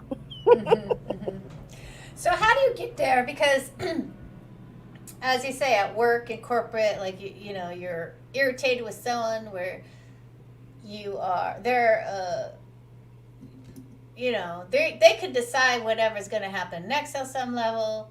And how do you go in there with compassion? Like how do you use that with? I mean, I could see it at home or in Right. you know with yourself or business even. It's like I think, but when you're in a corporate situation, I know there's hierarchy. I know there's all kinds of stuff going on that I've never experienced it, but I know that it exists out there. So talk about how does that work? What does that look like? You esteem everybody highly. Nobody is better than you, and you are better than nobody. So we're all on a level playing field.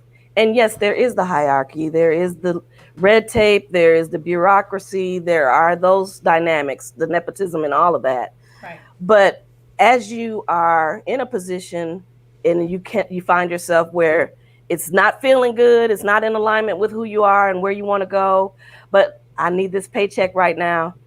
You don't just jump ship until the divine leads you to do so. However, in dealing with the people that are not pleasant, that are not nice to you, you realize the hurt. You take it with a grain of salt, you know. And to me, I think that sometimes, you know, I know Dr. Phil says all the time, you teach people how to treat you. So behind closed doors or in a secret email, not the first email, but maybe the second or third draft, you send an email just saying, in the future, is it possible for you to consider handling the situation this way? And just really being diplomatic with how you handle talking to someone, but also letting them know, look, you're not going to walk all over me either. So there's a slippery slope, but you have to find that middle ground and just let people know how it is that you expect to be treated, and you treat them the way you expect to be treated as well. So you go in with the respect, and the respect doesn't go away, but you do let them know it's not going to diminish from me either. You're going to treat me with respect as well. And keep speaking. I like that because sometimes it's easy to go low, right? It's like, yes, they're going and you're like, I'm going too. And not right. like that, I'm going to double hit you. Right. And you have to think about the consequences. I mean, is this something that is this a job or situation that you can walk away from? And, you know, that's all right, because my business is making money anyway. So I don't need this job anyway. Take this job and shove it. Or is it a job that you need for right now for this season? And consider the consequences of your behavior. So whichever one it is, stop and think and decide, will confronting this person cause me to lose my job? And is it worth it to have that, whew, I guess I told him? Or is it something that you need to consider just backing down from? And like I said, behind closed doors, just kind of pulling the person to the side and just saying, you know, I see that you're upset. Is there something that I can do differently next time? And just go from that angle. So whichever one, but just think about it. Think about your actions, think about the consequences, and take all of that with you wherever you go. Yeah, because I think also, aren't you hurting yourself more Yes. than the other person? Can Yes. you speak into that? Yes. I was in a position in Texas and basically was offered a position that was making like $20,000 more than I was making, doing the same thing, actually, in the same building. Long story short, the person who was in the position of hire decided to go with someone else. And I could have said, you know, I thought I was a shoe-in. What happened? You know, you talked to me personally and blah, blah, blah, blah, blah.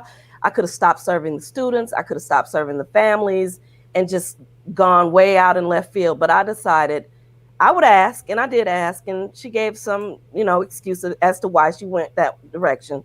But at the end of the day, ultimately, what happened for me was I served the students, I continued to serve the families, and I wound up with a better opportunity anyway. Mm-hmm. So at the end of the day, if you take the high road will take you where you need to go. Mm-hmm. Yeah, because when you take the high road, it's like your opportunities open up. Mm-hmm. You know, you take the low road, you're pretty much driving into a ditch Right. most of the time, right? Right. And your reputation is in jeopardy, and everything that you've built, everything that you've tried to achieve and accomplish and to present to the world, when you're not presenting your best self, it ultimately shows. And, you know, it closes the doors for you that we're going to open for you in the future. So you don't want to do that. You do want to take that high road. Mm-hmm. And I know that, yeah, so when we're grateful, okay, so it says here, pour things into the people you give, that give you life. Like, can you talk about that, the benefits of that? Because I know that, and how to do that, like how to start. Because as I said, many of us are vulnerable and I mean, there's some people just don't want to open up their heart to really, Right. I mean, you know. Well, one of the realities of the thing is, you know, call a spade a spade. You just have to understand that pain is inevitable. You can be in your little shell and you can avoid, oh, I'm not going to ever get hurt again. And you can decide, I'm just not going to open up to anybody. And you wind up hurting yourself because you're not opening up to the opportunities to love. The love is all around us. So it's not just relegated to us four and no more, only us behind these four walls and no more. You know, love is all around us. It's just up to us to decide to receive it. But avoiding relationships or avoiding opening up does not keep you from being in pain. It just causes more pain. So realize that opening up just only opens you up for love. And also understanding that it's difficult to be vulnerable. I mean, we all have situations where we're vulnerable, but according to the Bible, it says that God will set the solitary in families. It doesn't say anything about us being born in the families. You know, we've heard the saying, blood is thicker than water, but there are situations and people that we're supposed to connect with. And if we allow the divine to lead us to those relationships, we'll find that there's a benefit for us and for them. But just don't be afraid. Just don't allow fear to dictate what you do and what you don't do and what you don't open up your heart to. Don't allow the fear to do that. And just, you know, you have to discern as well. And you have to observe and you have to listen and you have to determine, is this a person who has my best interest at heart? Or is this a person that I need to be guarded with? And ask God, is this somebody who's supposed to be in my life? And what are they here for? Are they here to take, or are they here for me to give to them? And don't you think that some people? I mean, I think all relationships are are there Absolutely. for you to learn and grow, even the bad ones. Yes. Yes. There's a saying that says people are in our lives for a reason, a season, or a lifetime. And sometimes people will walk away, and we're pining after those when we're not living in the now and loving the people that are right there in our faces, just like, why is he gone? And you got somebody right here that's wanting to love you. So love the people that are in your immediate circle. And I think that kind of answers the question that you asked a little bit earlier too. Love the people that are right here with you. And the people that are gone, they may be back, but if they're not, let them go. Because the people that are supposed to be in your life will be. Mm-hmm. Mm-hmm. And learn the lessons. Learn the lessons. I was with somebody named James, and it was not a good situation, but I can see a James 100 miles away from now. So I know not to get into, no offense to any Jameses out there, but I know a James when I see him, and I avoid that. And so don't just learn the lessons and put it on the back burner. Learn the lessons and apply them in your next relationships. Mm-hmm. And can you speak about, really how to give compassion for ourselves? Because I think that we haven't absolutely. really spoke on that yet. So. Absolutely.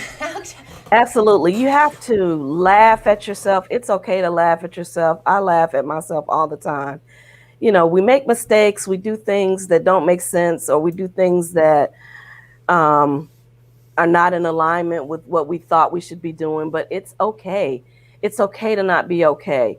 Amy, you said it earlier that you try to go it alone and be the Lone Ranger.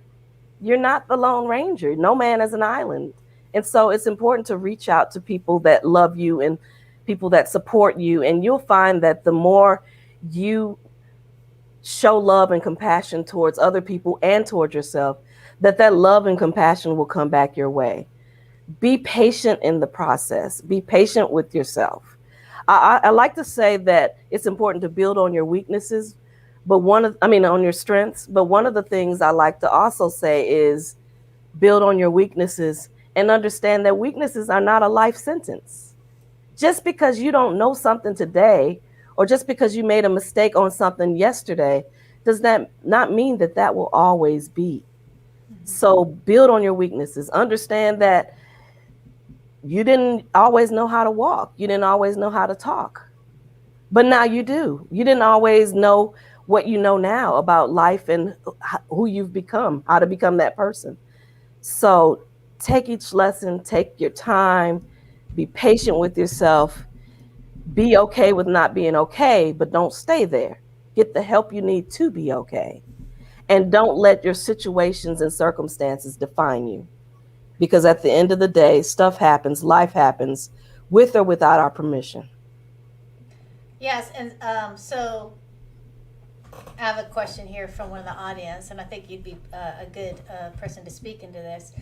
Is how to let go of past resentments? How would you speak about past resentments and compassion? Well, that's a loaded question. I think that as we're evolving and becoming who we are to be, it's key and it's crucial. We're talking about eliminating the toxicity in our lives. Mm-hmm. And resentment is one of those toxic things. And when we talk about forgiveness, people say, well, I could never forgive her for doing that. I could never forgive him for saying that to me. But holding on to that only affects you. It's not taking food out of somebody else's mouth for you to hate them or for you to hold on to that resentment. And it's only causing pain and anguish in your body and in your spirit and in your psyche. I've read that one moment of anger can shut down your immune system for 6 hours. Can you imagine your immune system being shut down for 6 hours because you're yelling at somebody that you don't even know? They cut you off in traffic, and it's like, you idiot, and you are holding on to that, and your immune system is shut down for 6 hours because of one mistake by somebody that doesn't know you, and you probably won't even see them again. So letting go of all of that is so key, and it's going to take a process.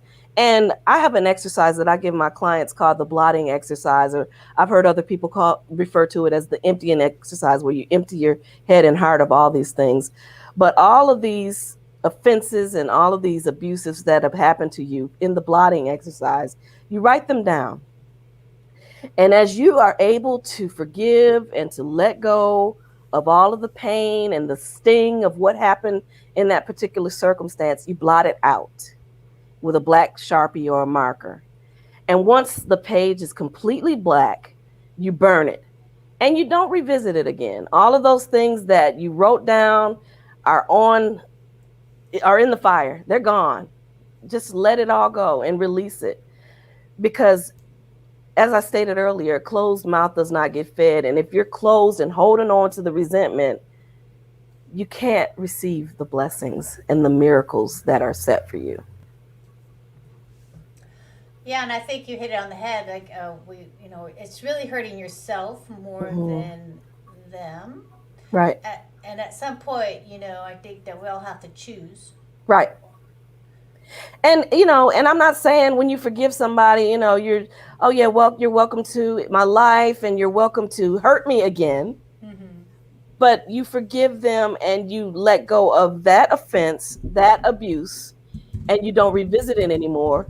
And if it means that the relationship needs to end because this person, like with a person that I was involved with, threatened to kill me, it's probably not a good idea to stay in a relationship with them.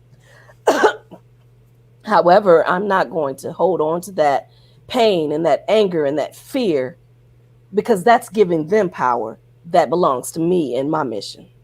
Mm-hmm. Yeah, I think that hit me too when my meditation teacher said, look, Amy, if that one person is in the room and you're at a party or whatnot, it's like, why does he get to be the person who's happy? The Right. only one who gets to have his life be happy. I was like, oh no, that ain't Right. gonna happen. Right. Like, something kicked in at me. I was like, oh no, I'm gonna have that. I get to Right. have happiness. I get to be light and fun and Absolutely. So yeah, I think that's very helpful for her. I know, just if you really the blotting exercise, and also the just really considering what's going on here. Right. And realizing again, just reiterating that you holding on to the resentment and holding on to the anger towards that person is not stopping them. And it's not hurting them. You and me got the same coughing going. It's dry, and yeah, I apologize, everybody. Okay. So can you give us some compassionate things we could say? Do you have any compassionate mantras or something to Yes. in the moment? Just And yeah, it's just for me, I am, and you fill in the blank. And some of them that I think about is, I am strong, I am a survivor, I am beautiful, I am smart. That same brain that got you from where you were to where you are today still works. It's still learning and it's still capable to learn new things. And so know that I am capable, I am competent, I am intelligent, I am whatever the blank is, and just fill in the blanks. And sometimes you have to get to the point where you're reciting the I ams out loud, because not only does your brain need to hear it to get in alignment, but your heart needs to hear it. And your heart and brain working together helps to manifest what you are proclaiming to be true. And you have to begin to believe it. Listen, I am statements on a whiteboard, okay? I do not mess around. Yes. Put it on there. It's on there. And it could be like the whiteboard, it could be stickies on your bathroom mirror, it could be on your computer stickies, just all around, affirmations about the positive things to you that are you. And if the narrative in your head is something negative, what do you need to do to change that narrative? What are the positive things that you need to replace with the negative messages that you've received, either growing up or in your environment, at work, at school? How do you need to change that narrative? Mm-hmm. Yeah, so I know you have a free gift for our audience. So I'm going to. Yes. It's the 10 ways to find power, peace, and happiness, even the pandemic. You want to speak into that? I need to put it into another. Yes, that's a downloadable PDF that just has the 10 ways to be powerful, and it can range anywhere from exercise, as Diane mentioned, movement, taking a bath, laughing. Laughter is such a medicine. Make sure that you're doing something to make you laugh, or finding the humor in situations and circumstances, because it just adds healing, and it adds a perspective that is just, it lightens everything. It lightens the mood and makes you think, okay, well, this maybe isn't so bad, or maybe I can try this way. It just opens up your mind to ideas and new things. So laughter, thankfulness, all of those things are in there. And so you're going to be able to look at that and just have it to refer to when you get into a place where you're uncertain, or you're in a dark place and you need a pick-me-up to just kind of help you to say, you know what, I can be powerful, happy, and peaceful, even in the midst of not just the pandemic, in the midst of any adverse circumstance. That is so true. As you can probably tell, I'm a laugher. I think that's me too. Sometimes inappropriately, but inappropriate also. But it just is something about it that's like a shot. It just, I'm addicted to it. So now it's too late. Yes. I'm addicted to it. Absolutely. But so at this point, what's going to happen is, ladies, we're at the end of our segment, and it went so fast. I know it goes by fast when we're all here enjoying each other. Yes. But what I want to do is, I want to go through. Some of you have a second offer for our audience, but I know, Diane, I want to put yours back in there so people can, because this is later on in the broadcast. So you quickly want to speak into your free gift, Diane? Sure. It's just 3 simple tricks that you can do to change your mood. And whether it's change your mood, like right now that you need something the kids are coming home from school, or, you're got to go out to an important meeting and you need something to uplift you, then these 3 tricks are going to be something you could do for that moment. And then it's also something to incorporate these 3 things into your daily life so that you are in a better mood and experiencing more joy over the course of your days. Mm-hmm. Mm-hmm. Great. And Layla, I know that you have fearless business success. Yes. Can you speak it to that? Yeah, so this is my digital course, Fearless Business Success, the Feminine Way. And it's where I teach teachers, leaders, mentors, speakers, authors, how to build a business and grow a business where they are sharing their message and teaching their expertise, teaching their wisdom, and monetizing it well with digital products and high-end one-to-one courses. So we've got a special offer on that for everybody who goes to the link. So yeah, that's a little offer. You're welcome. And I'm just getting Charlotte's up and running, which is your Are You a Boss? That's right.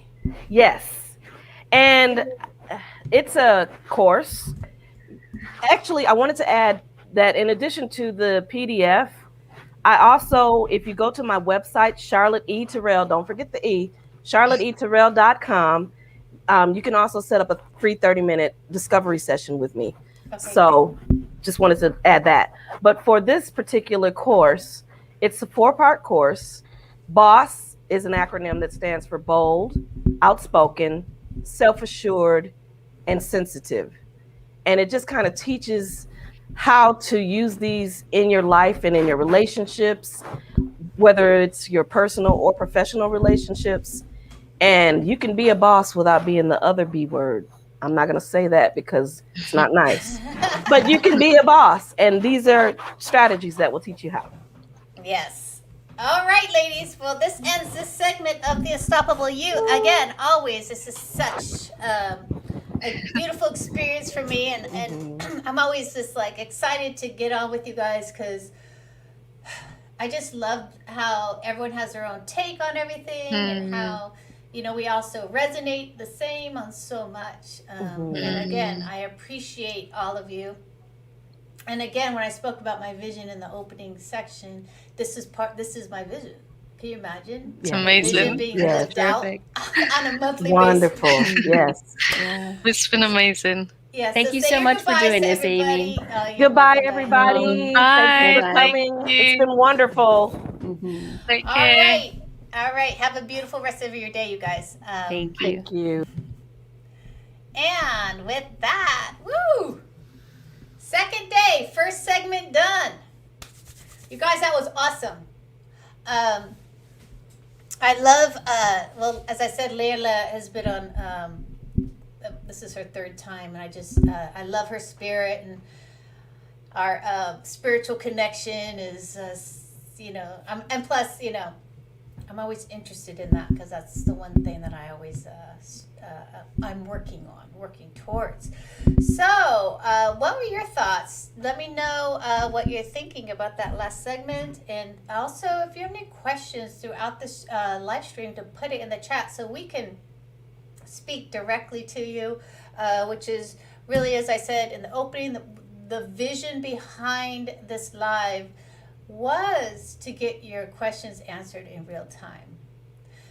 And for you guys to really be the guiding force behind this live. Because I don't know if you noticed, but I like to veer it off in different ways so that you guys get your question answered, and that the speakers and experts who are on the panel really get to be creative with you and with me and with each other. As I say, I'm a coach, so I'm an emotional strategist coach, and if you're ready to get unstuck, and if you feel like you want to take steps towards moving forward in your life, I'm going to put my Calendly link in the chat box once I find it, so that we could connect. Again, it's a free session where I can really get into the stories that you're telling yourself, or if you want to create a vision that looks something like this. I'm a creator. That's what I do. I love to hear about your guys' visions and how to make those happen. So it's 11:02, and what's going to happen is I'm going to invite the next group of speakers on. But take advantage of all the free gifts, and take advantage of the free sessions. I mean, we as coaches or speakers, as I said earlier, we really believe in you, and we offer those free sessions because it gives us the opportunity to meet you, number one, but also support you in what you truly desire in this life. Because as we were speaking between yesterday and today, it's like, how did we make things happen? How did we as speakers, professionals, coaches, how are we doing it? And those are the tools. We have all those great tools for you guys out there. And as I said, we are always excited to meet you and to really support you in moving forward in your life. And with that, what I'm going to do is I'm going to invite the other speakers in. Hello, ladies. Hello. Hi. Hi. Great to be here. Yeah, welcome to the Unstoppable You. This is our second segment of the day, and I just want to do a check. We all know the mute button and all that, blah, blah, blah. And what's going to happen is I'm going to quickly introduce everyone, and then we're going to go into our first speaker. So we have Jamie. Oh, right, we're here. Jamie. Jamie's here. She's the relationship expert, and also a therapist, a coach. And I know that I'm excited to jump in with you. And I know you want to talk about manifesting love. Yes. How do we do that? And it's so important right now as ever to really manifest love in our life. And then Andrea's here. Andrea is the CEO, and she is the co-creator of My Inner Goddess community. She and I have worked together, which is awesome, and I love her. Her take on community is so beautiful and really moving forward in your life. And then there's Maitre. She is a sound healer, and I know she's going to do that at the end of this segment, which I'm super excited about. We get some sound healing today. And she's a women's empowerment and spiritual teacher and an author. And as I say, I'm excited for you guys to all be here because I just love dynamic women. And so what we're going to do first is we're going to go straight to Jamie. She's going to open up the segment. And so, Jamie, introduce yourself and also tell us who your clients are and what you're seeing out in the world, and let us get to know Jamie. Great. Well, thank you so much for having me here today. It's my honor to share what I share with the world, my messages. So any opportunity I can do that, I take it. So thank you. So I've been practicing psychotherapy and coaching for 20 years, and my clients are singles who are looking for a relationship, couples who have issues in their relationship, and then people going through breakups and divorces.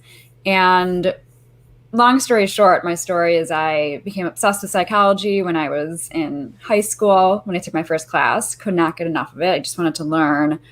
It was like the key to life. It was very powerful to understand why people do what they do and how they think. And then I got my master's in social work I got my undergraduate degree from Boston University in psychology, my master's degree in social work from NYU. And then years later, so just within the past few years-ish, I graduated like 2 years ago from spiritual psychology school.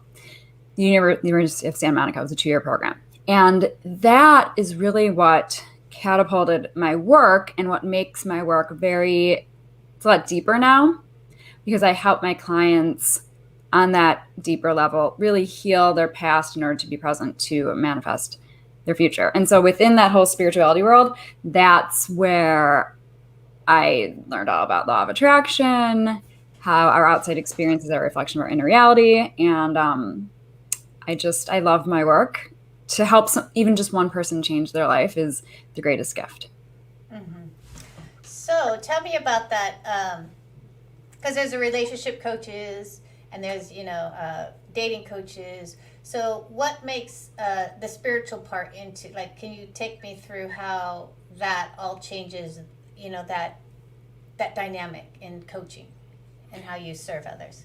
Yeah. So essentially what I do is I help people to access their authentic self / their soul, that self that they came to this earth as before life got in the way, relationships got in the way, before things got jaded. So, and that is the most important thing in the world. You need to show up in this world as your authentic self in order to be in the flow and allow things to happen. So I don't know specifically how I work differently from other people because I'm not them and I just stay in my own lane. But yeah, I mean, I do know that like a long time ago, I was trained in psychodynamic where it's all about the past. And then it's like Freud would be like, this is what happened now, good luck, So I don't do that. I do a mixture of some cognitive behavioral therapy, but really it's this spiritual psychology. We do a lot of rising above. can you look at your life from an elevated point of view so that you can have more compassion for the people in your life? We do forgiveness work, forgiving ourselves and others for everything that has happened, because everybody's always been doing the best that they can with the tools that they had at the time. So those are kinds of little bits of things that I do with my clients. We work on getting rid of the negative narratives in their minds and limiting beliefs that were formed from childhood. And so we have to restructure that into, instead of I'm unworthy of love or I don't deserve love, into what is the truth? I am worthy of love and I do deserve love. And I do that through something called compassionate self-forgiveness, where you think of what the judgment is. I'm judging myself. I forgive myself for judging myself for buying into the misbelief that I'm unworthy of love. What is the truth? I am worthy of love. Something like that. Mm-hmm. So I love this idea, because this is what I've been really, as things progress in your healing, you do become more of an assessor, I think.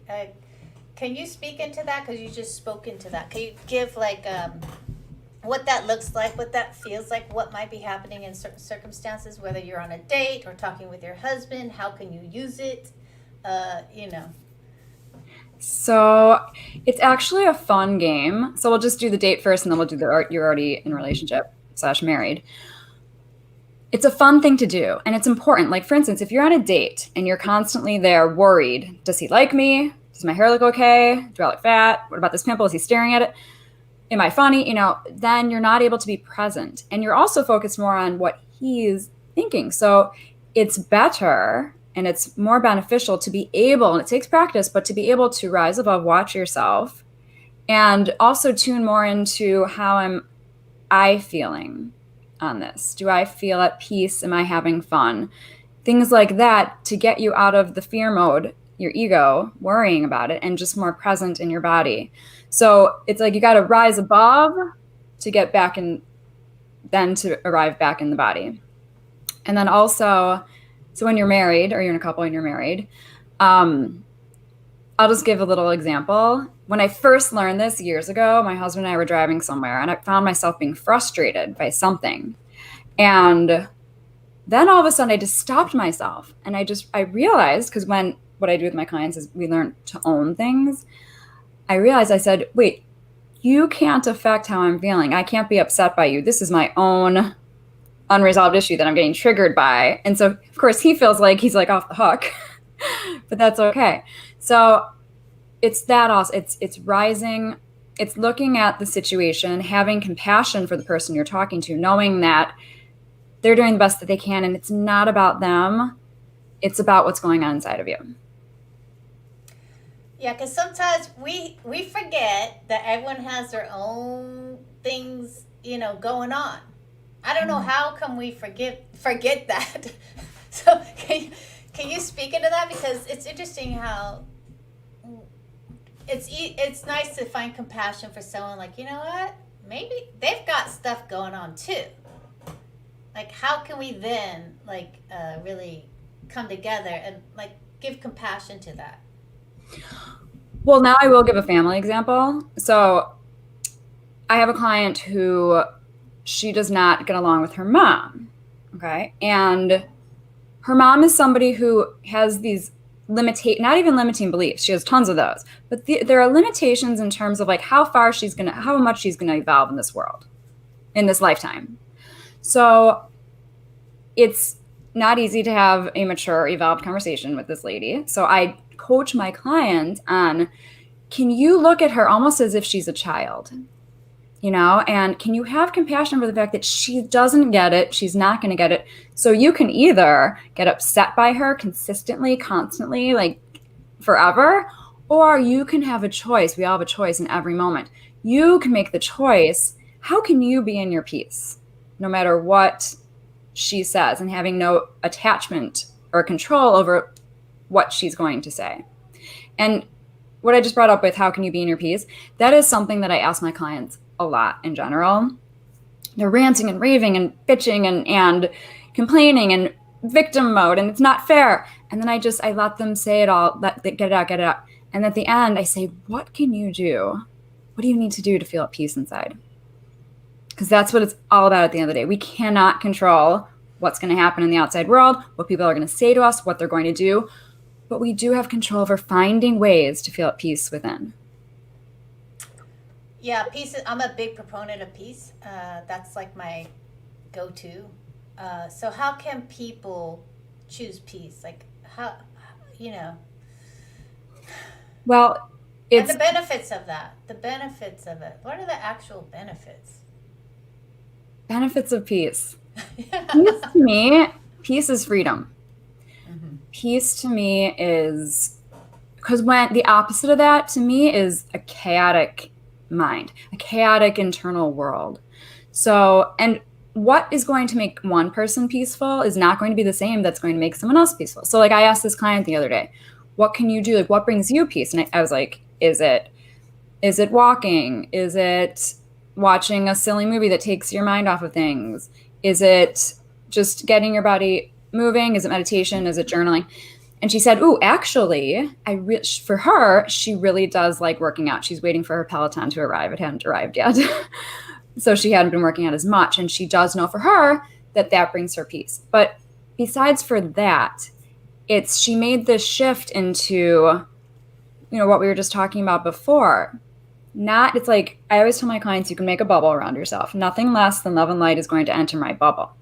You can protect yourself from negative energies, so from a negative mom energy or a negative, she has coworker things also.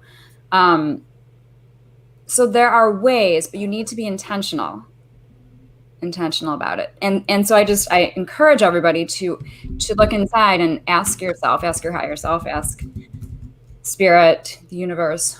But the truth is that we all have an intuition, and I help my clients strengthen their intuition. For this particular thing, it usually is just looking inside and asking yourself, your soul, what brings me peace? And one more thing, what really helps also is I ask my clients, think of a time, even if it was just one moment in your whole life that you felt at peace or you felt joy, so that you even know how to access it. So you have a starting place. So let's talk about manifesting, because everyone does manifesting differently. So what's your take on manifesting love? Like, how do you do it? What's your take on it? What's your belief around it? And let's go there. So many things, because this could definitely be like another hour. So I'm going to make it as concise as possible. Manifesting love, it's our birthright to have love. I believe that there is somebody out there for all of us if you want it. It does start from within. You do have to do that self-love work, this work that we've been talking about, in order to show up in life as your authentic self, so that you can, through the law of attraction, attract that right match for you. If you're showing up as anything less than who you really are, you're literally going to attract whatever is the reflection of that. So if you're walking around feeling like, I don't deserve love, I can't trust, you're going to attract that. And some of the steps are, you need to believe it's going to happen. You need to visualize it's going to happen. You need to surrender and trust that the universe is going to bring you what you need, not necessarily what you want. I believe in something called an ideal scene, which is where you get a piece of paper, you put in the middle in a heart, it says, I am. And then it's like visualizing in real time, I am enjoying a relationship with my husband who sees me and loves me for everything that I am. My husband and I are enjoying a life full of financial freedom, whatever it is that you desire. And you can be as specific as you'd like to be. And along those lines, another important thing is I encourage people to have a list of 3 non-negotiables. And then, because part of manifesting is being open. If you have a list of 50, it's too much. The universe can't handle it, and it's too chaotic. It has to be this. You need to go into manifesting with, yeah, George would be great. But if it's not George, I know that the universe is going to bring to me this or something better. So you can't have a strong hold on anything. It's about being open so that the universe can bring in. And a very important aspect of this is getting out of your own way. and just tuning into yourself. I'm writing a book now about manifesting love, and I have this image of this girl who's sitting in her yard up against a tree, just kind of like sitting there, and her filled in the yard is her family and society, and it's all like just filled up with people, voices. Like these are the voices of everybody else that's in the way, you know, opinions, and then the other side of the street in the other yard is her man. But she can't see him because she's in her own way, the world is in her way. And so a huge aspect of manifesting, which is my favorite part, is your intuition. You need to just look inside. You are the expert of you, and you'll know when it's right because it's going to feel different, and it's going to feel like home. And that's the thing. People, I think the problem, this is what I write about in my book, the problem that occurs in this world with divorce and everything is that people think it's love. They think, oh, or a lot of people getting older, like, I guess I can do this. But it is so different from that authentic, soul-connected, romantic relationship when your heart feels like it's at peace, but it's on fire at the same time. So I encourage people to not settle and wait until you feel like this is the guy. It couldn't be anybody else. And you just feel just like at peace. Like I said, that's what it is, peace. Yeah, because I think if you ask most women, the area in their life they feel the least confident that they're going to make the right decision is in a love relationship. I encourage people to go to my Instagram because I talk about this a lot. I do videos. I write about this a lot, that exact topic. Yeah, because I agree with you that people don't trust themselves. So how can we start trusting ourselves? Can you give us some couple of Sure. So things I to start with? I always say start small, like literally start small and silly. Like when you are at a restaurant the next time, you do not need to ask the waiter or waitress what the best thing on the menu is. You just need to look at the menu, because I know this is a thing that people have. They always order wrong. So just start, or you're even at home. Do I want to make a peanut butter and jelly sandwich or turkey sandwich? Take a moment, look inside. What do I really want? Because the answer is always within. So you're on a date. You go on a few dates. I'm not sure about this guy. The thing is, if you need to talk yourself into or out of anything, it's a no. Any doubts are a no. When you have clear yeses, you know it. And I think that's what the problem is. It's not that people don't know, or they make bad decisions, or they don't know what to do. It's that they haven't felt what a clear yes feels like. So then it's a no. If you don't feel peace in your heart, it's a no. Yeah, I think the clarity, I think we try. Women try. We're like, we'll just go out again and see if it works. You know what I mean? Yeah, and that's good. That's good, right? Yeah. Also, another thing about clarity in general. Yeah. So I've been alive for 44 years, and I've had enough experiences where in the past, when I was younger, maybe I didn't make the right decision. Maybe I made it too fast. And then I've had so many situations since then, since I've been studying spiritual psychology and just being evolved and as an adult, where I allowed myself the time and space to get my answer. So I encourage people to do that also. There's no rush, just because your answer will always come to you. So just be open to it. And you know what? You can set intentions at night. Say, okay, I'm working before you go to sleep. Talk to the universe. I'm working on this. Please show me in a way that I can understand. Please bring me my answer. Help me get clarity. You can do that also. Yeah. Yeah, because I think that's where, there's so much struggle, and he's really nice. How come I'm not attracted to him sexually, but he's super nice, and I don't, So you're going into this thing of like trying to like this person that you have no sexual attraction to, or it's a conversation you have with your girlfriends sometimes. And another thing about Yeah. that is just know also it's an energetic thing. Like people talk about Yeah. chemistry. I like talking about energy. So when you're with this guy, like it's gonna feel like this out of this world experience. It's gonna feel like this familiarity because when you have that amazing energetic connection, it's really a part of you. You are recognizing something that is inside of you that is being reflected. And so that's why it feels so good. So you shouldn't have to, just don't talk yourself into or out of anything. It doesn't feel good. You need to do what feels good because that feel good guy is out there. I know he's out there, Jamie. Yeah, now I'm going to keep my wheels turning. Whenever this happens, I'm like, ooh, who can I fix you up with?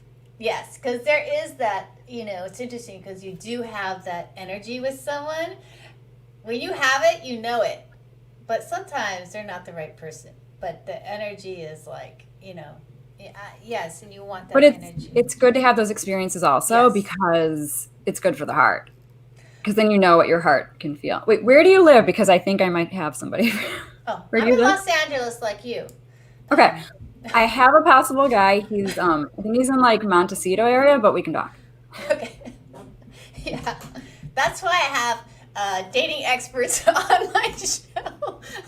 Dating and relation experts on my show. Yeah, I'm open.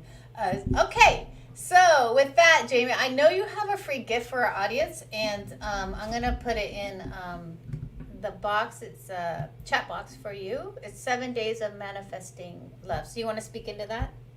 Yeah. So every day for 7 days, you will receive an email with an affirmation and an exercise.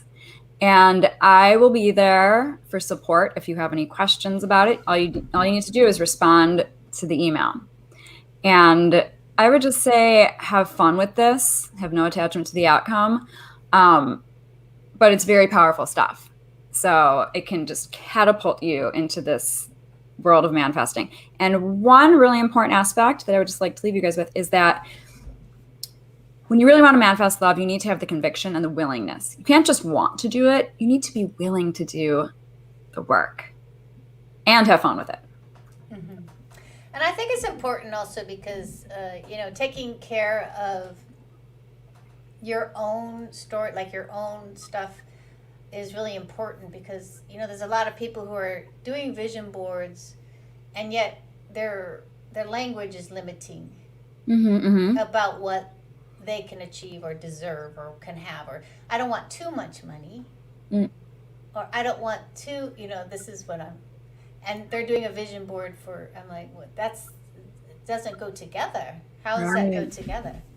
You need to be aligned, your mind, body, heart, soul, so that you can be aligned with the universe for it to come into your life.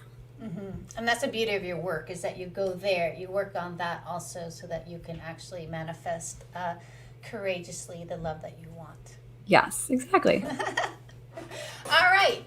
Thank you, Jamie. And with that, we're going to go to Andrea. Andrea is next on our panel. You want to unmute yourself, Andrea, and say hello. I just realized we're all on okay. And tell us about yourself and what you're going to speak on today, because I'm excited to hear from you.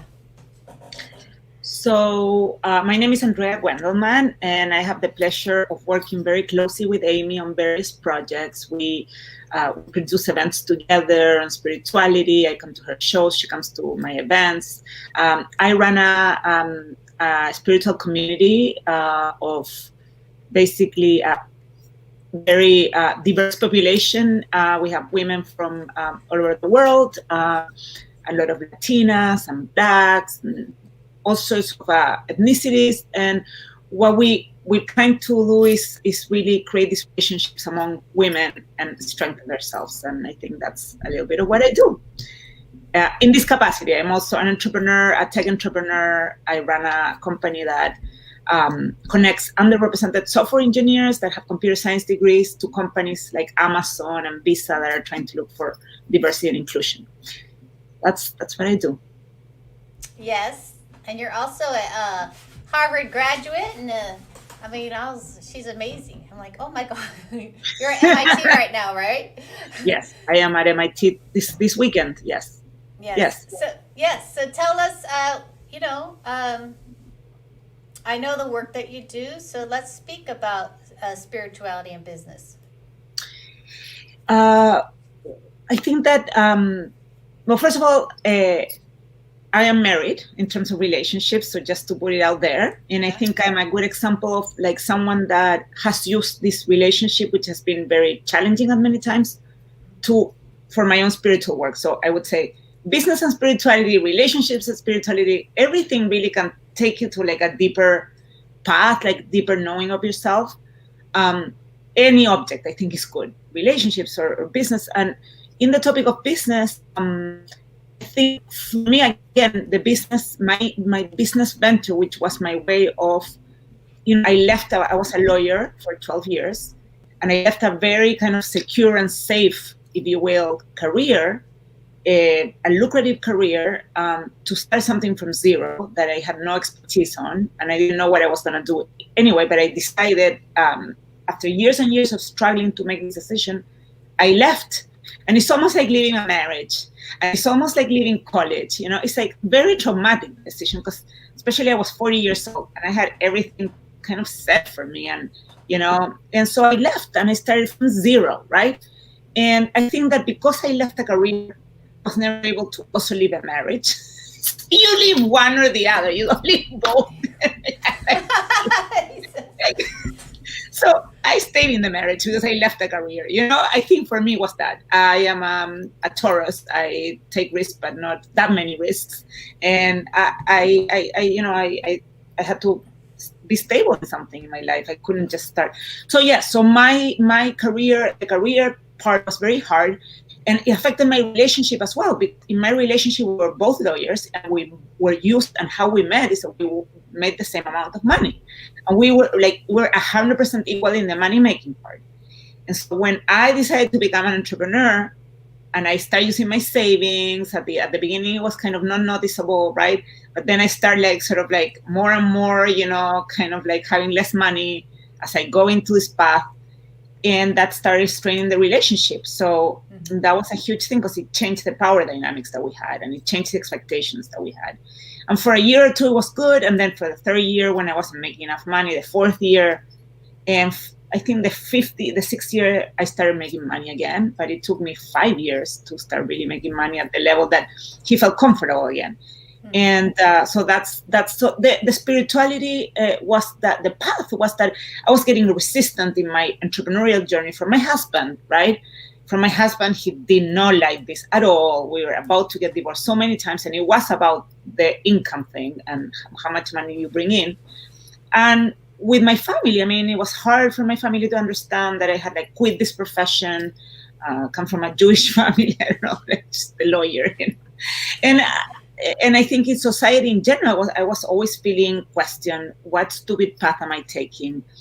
I was older. I was not from the tech world. I'm not an engineer, and so that made me happy. And I started this entrepreneurial journey full of I was fearless, and people would call me, Andrea, you're fearless, and I was fearless. I was all over the place. I made noise. I manifested like crazy.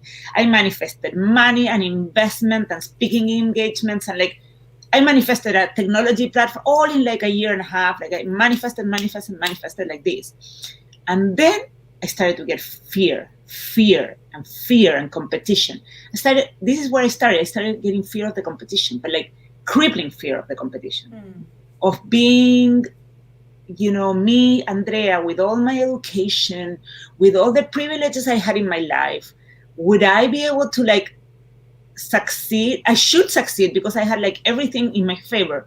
Was a lot of my other peers that were coming up didn't have what I had, and they were doing better or the same as me, and I kind of stopped myself hugely there because of my insecurity, that I felt that I had everything in the world, that I had received everything. Therefore, if I did not succeed, I was a complete failure. And so talk about expectations, and I think everything you're talking about is that's when the manifestation stopped. Is when I started like having attached to this success.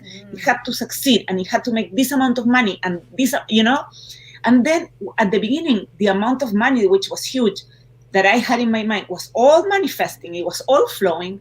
When it started getting narrow and like scared and fearful, I stopped manifesting 100%. So that's my story with spirituality. I think I've been learning all this journey to surrender. That has been my job. My biggest problem in life is anxiety. And that's where I stop myself. Anxiety like kills my dream, kills everything, every manifestation of every type. So where I have to learn in the spiritual journey was what I came here to learn is to surrender, trust, surrender, trust. Surrender and trust, and we can continue on and on. Mm-hmm. Yeah, and I think that it's being an entrepreneur is about it's a fine line. Like you definitely have to show up for your business, but you have to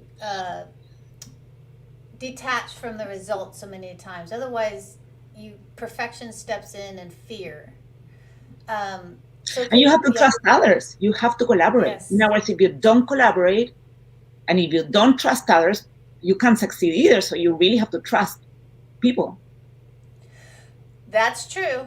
And I think that when I was talking earlier in the last segment, this idea of lone wolfing it, as an entrepreneur, you got to dump that idea and really reach the community, which I know you're big on that community. So can you talk about lone wolfing it and how women do that and what you see? I've done it too. I'm guilty of the same thing. It at the beginning starts with security, the fact that you're insecure and that, you just want to, because women have been so preconditioned to have scarcity in resources. We need to prove ourselves all the time that we're the best, and the best woman. Like, it's very competitive in a way. Because we've always been sort of like, it's one woman allowed, it's one disallowed, it's just like we're just, and second, there's not a lot of tradition then. Because of that, there's not a huge tradition or DNA or like imprint in ourselves to collaborate as women beyond the child rearing spaces. Like in child rearing, in things like that, we're very communal. Like, of course, we take care of each other's children, food, we all take care of food. That we have to perfection. In the workspace, we haven't transferred those communal skills to a workspace yet. And I think this is the time and the era where those skills get transferred to a workplace where people really collaborate, it's communal. I feel like what you're doing exactly here is about that. It's a very communal experience where everybody brings their audiences, everybody brings their expertise.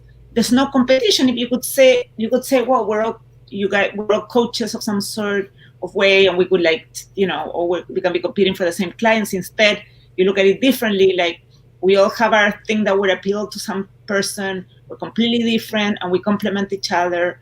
And so the lone wolfing thing is an exercise in trust all the time.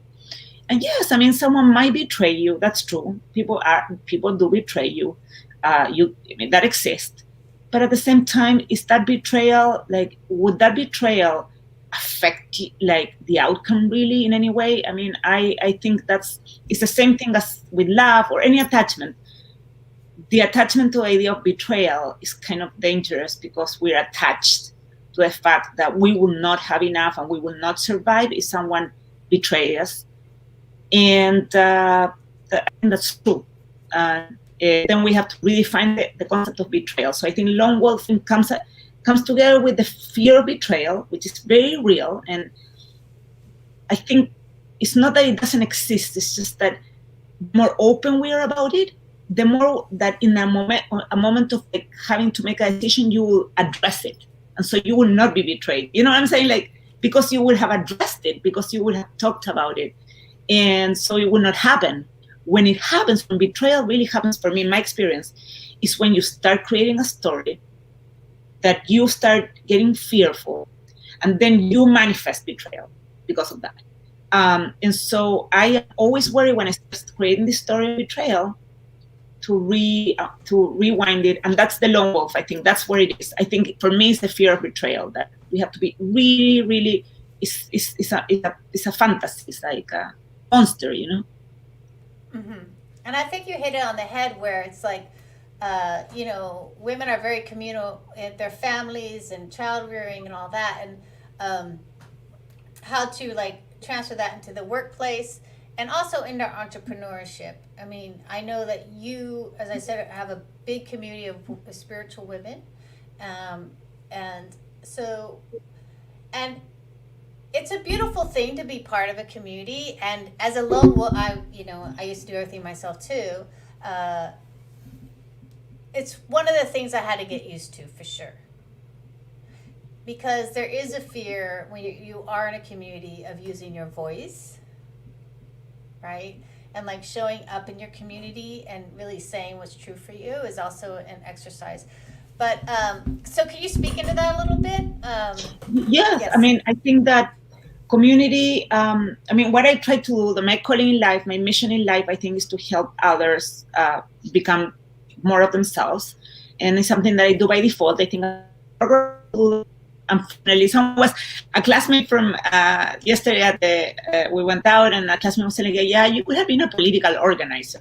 You would have been the one doing like the riots and like the, like union work, that's kind of me. Like I organize. I am an organizer. That's what I do, like almost like a political organizer.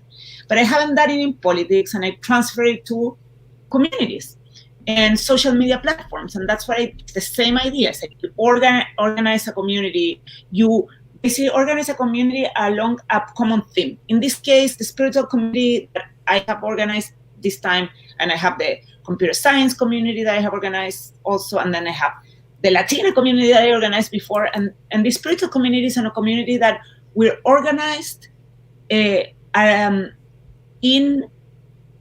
with the goal of advancing in our spiritual journey, whatever that is, whatever the state you are in, whatever goal you have for that, why you're in the spiritual journey, I don't care, it doesn't matter. We're all in the spiritual journey, everybody at different stages, and we're here to support each other's spiritual journey. That's it.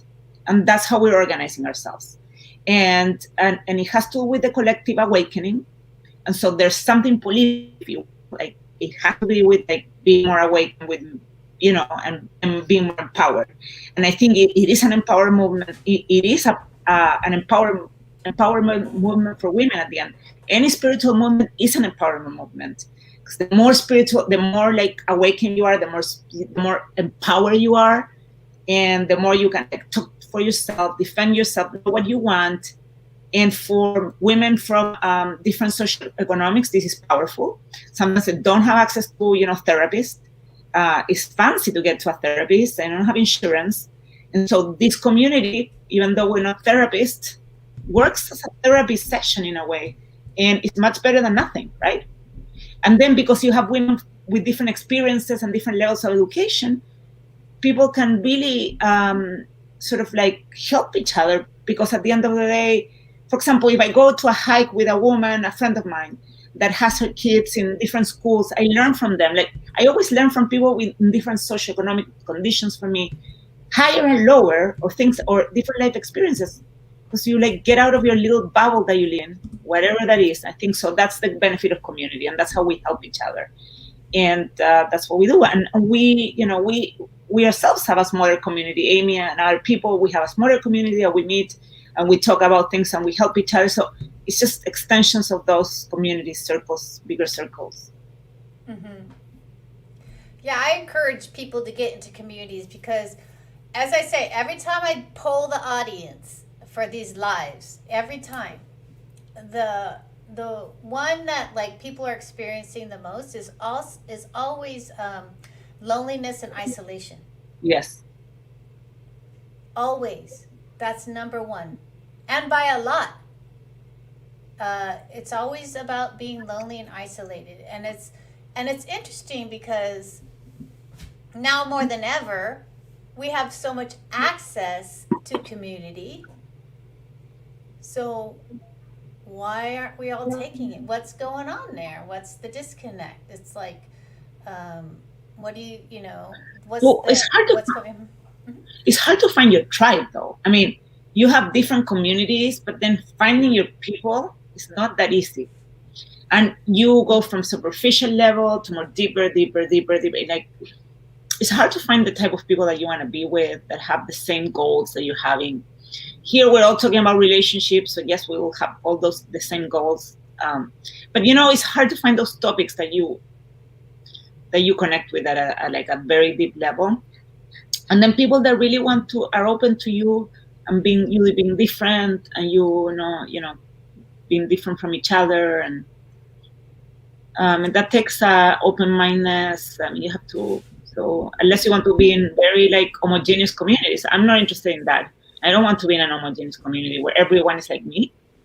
I mean, not that I don't want to. I have all that already. I live where I live. Kind of people are like me. They're different from me, but they're similar. And I want more differences and more diversity of experiences. Mm-hmm. So your community is about every community is really about experience. Yeah. So what would you say to those people that are feeling isolated and lonely? I mean, what would you recommend?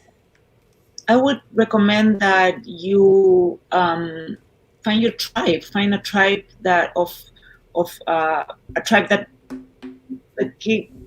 and you can find different tribes, but it could be about a book club, or it could be about like a spiritual community, like my inner goddess, or it could be like a business community, like the one that we belong to, or it's like so many things to the communities that we can. But wherever you need, just get into the community, the topic, and then if you don't like it, that's okay. You can move to another community. That's okay. You meet people there, and you'll get to another community eventually, right? Yeah, and that's because your energy is always about like, if it's not working, move on. Yes, right? Exactly. Yes. And that gives you, it's like, it's that easy. It's that easy. I feel like it's that easy. Don't get stuck with anything. I mean, I think we're entrepreneurs, we're stubborn, we'll give everything a chance. We're like, we'll do the work, we'll show up. But at the same time, don't force anything, because if it's not working, if it's not flowing, I think it has to flow. Everything has to flow. You have to flow with the people. You have to flow with whatever you're doing. And the moment it stops flowing, stop it.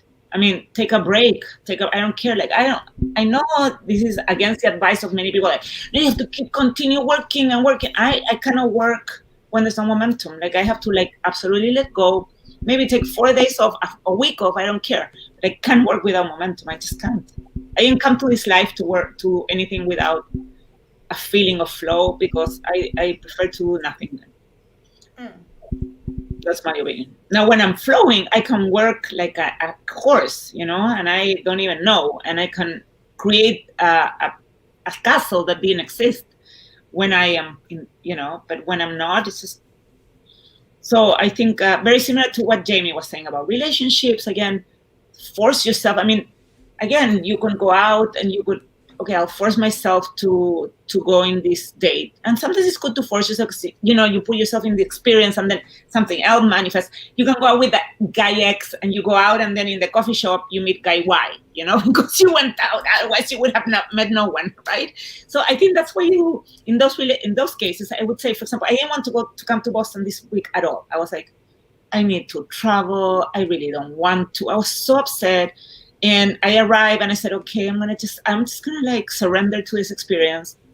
And lo and behold, I went on a walk to Cambridge, and it was sunny, and I started having fun. And then because of that, I called somebody else because I was in a good mood, and then we met, and now I've been going out every day. I'm having fun. But I mean, it took me 2 days to but if I didn't put myself in this situation, I wouldn't have seen anyone, I wouldn't have come, right? So it's a little, so yes, so you have to flow, but you also have to be okay with, okay, you're not feeling it, that's okay. Nothing might come of it. I mean, you might go on a date and nothing might come of it. And you might not meet guy Y. And in the community, the same. You might join a community and nothing might happen. But on the other hand, some amazing things might happen, right? I mean, I met Amy in a community. I wasn't that excited about joining this group, and I wasn't that really like, it was scared of the women and a little bit, I don't know, I wasn't that. And then we got to know each other. And one of the best things that have happened this year for me is meeting people like you, Amy. And so I think that's kind of the thing, that you have to be like kind of open-minded, and that's the community aspect of it. I think the more open-minded you are, you're always gonna get out something out of the community. But like very open-minded, without, like I would say, go without any agenda. And I invite you to join the My Inner Goddess community. It's a Facebook group. It's called Find My Inner Goddess private community. And that's the, you can go to myinnergoddess.net, and then we have memberships, but it's a free community, the Facebook community, and there's a membership that is more like group coaching and things like that. And that's what we do. Yeah, so talk about a little bit about your My Inner Goddess, because I know, it's you've got a lot of stuff going on there, and you have like the people in the community often give service in the community. Right. So we have a lot of healers in the community. Yeah. There's professional healers and there's aspiring healers. And there's people like me that have, because of all the work I've been doing with My Inner Goddess, I have become more of a healer. I had no idea I was. And so that's a community that attracts a lot of healers, because we invite the healers to service the community. We help them become visible to the extent we can. And it's a community that is open really to great healers from all stages, people that are like amateurs doing it on the side, and people that are obviously the more professional ones we invite to do sessions for the community. Yeah. And the amateur ones, we also invite them to do sessions for the community. They're like that. The community, we have those called the community healing sessions, where you do circles. So talk about healing circles and the benefits of a healing circle. It's like basically, it's a little bit of what we were talking about. It was like people we heard. People want to talk about the traumas, the things. They want to be heard by somebody else, and they want to just be held and heard. We all want to. So I think women, these circles are that people we put a topic, like, for example, could be surrender. What are you surrendering about? What is the fear behind? Blah blah blah. All that, and then we divide them in little breakout groups, and they go deeper and they go into each other, so they create this community is more peer based. And it's a lot of work. I mean, it's a lot of work because it's a lot of internal work for people. Like when I finish the circles, it's deep, because things move, energy moves, and it's very therapeutical. And then relationships are made, and that's where the community becomes sort of more solid and more. But again, it requires for you to go deeper inside, and it's sometimes uncomfortable, and sometimes you don't wanna. It's a lot of like. It's exhausting sometimes. So yeah, but I think the same thing with a relationship. I feel for me, being married, is that you don't want to, like, a marriage forces you to do the work that you wouldn't want to do necessarily, but because you have to stay there. And that has been my experience. I've stayed in this marriage, and that marriage has forced me to deal with things that I maybe didn't want to deal, I wouldn't have never dealt with. And so I always look at it from the blessing side, because a lot of friends would ask me, well, why don't you get divorced? You say you're not in the best relationship. But my relationship never finishes to teach me things. Yeah. And so I'm not done, I guess you would say, So a marriage, we're friends. So a marriage also is like an opportunity for you working on yourself. As long as you can become friends, if you're like fighting and like there's aggression and there's like, no. But if it's like civil and peaceful enough, even if it's not the best kind of passionate relationship, I think it still might have its role in the world. I don't know. You guys can tell me that later. Yeah, in the round table. We can talk about that in the round table. Exactly. So let's see here. I got a couple things. I'm gonna put in your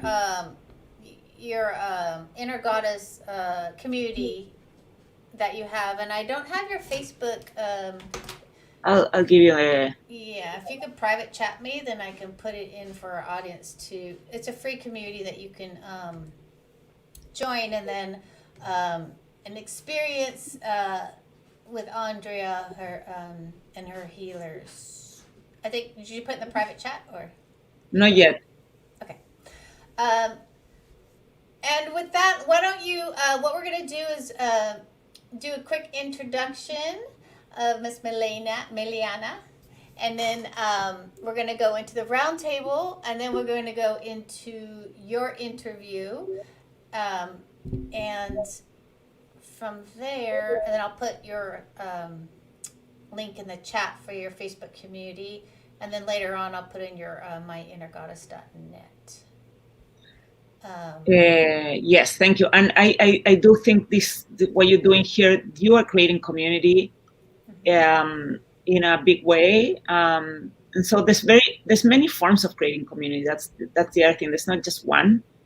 And not all have to be a Facebook group, and not everything has to be, a huge thing. Sometimes a small thing means a lot.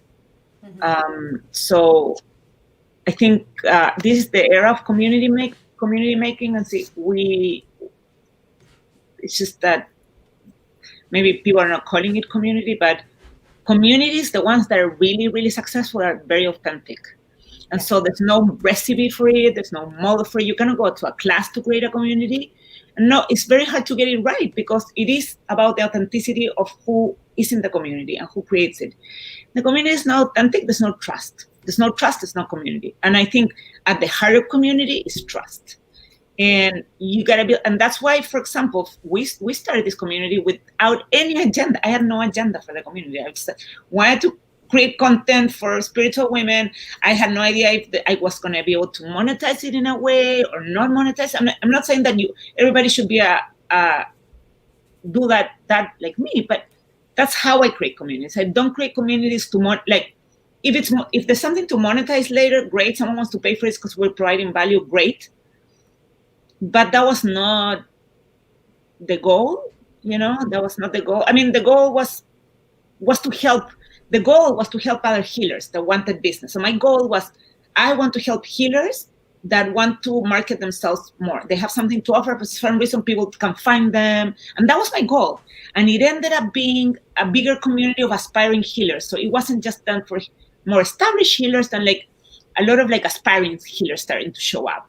And we started promoting them, and they had never been promoted by anyone in their entire life and ever, right?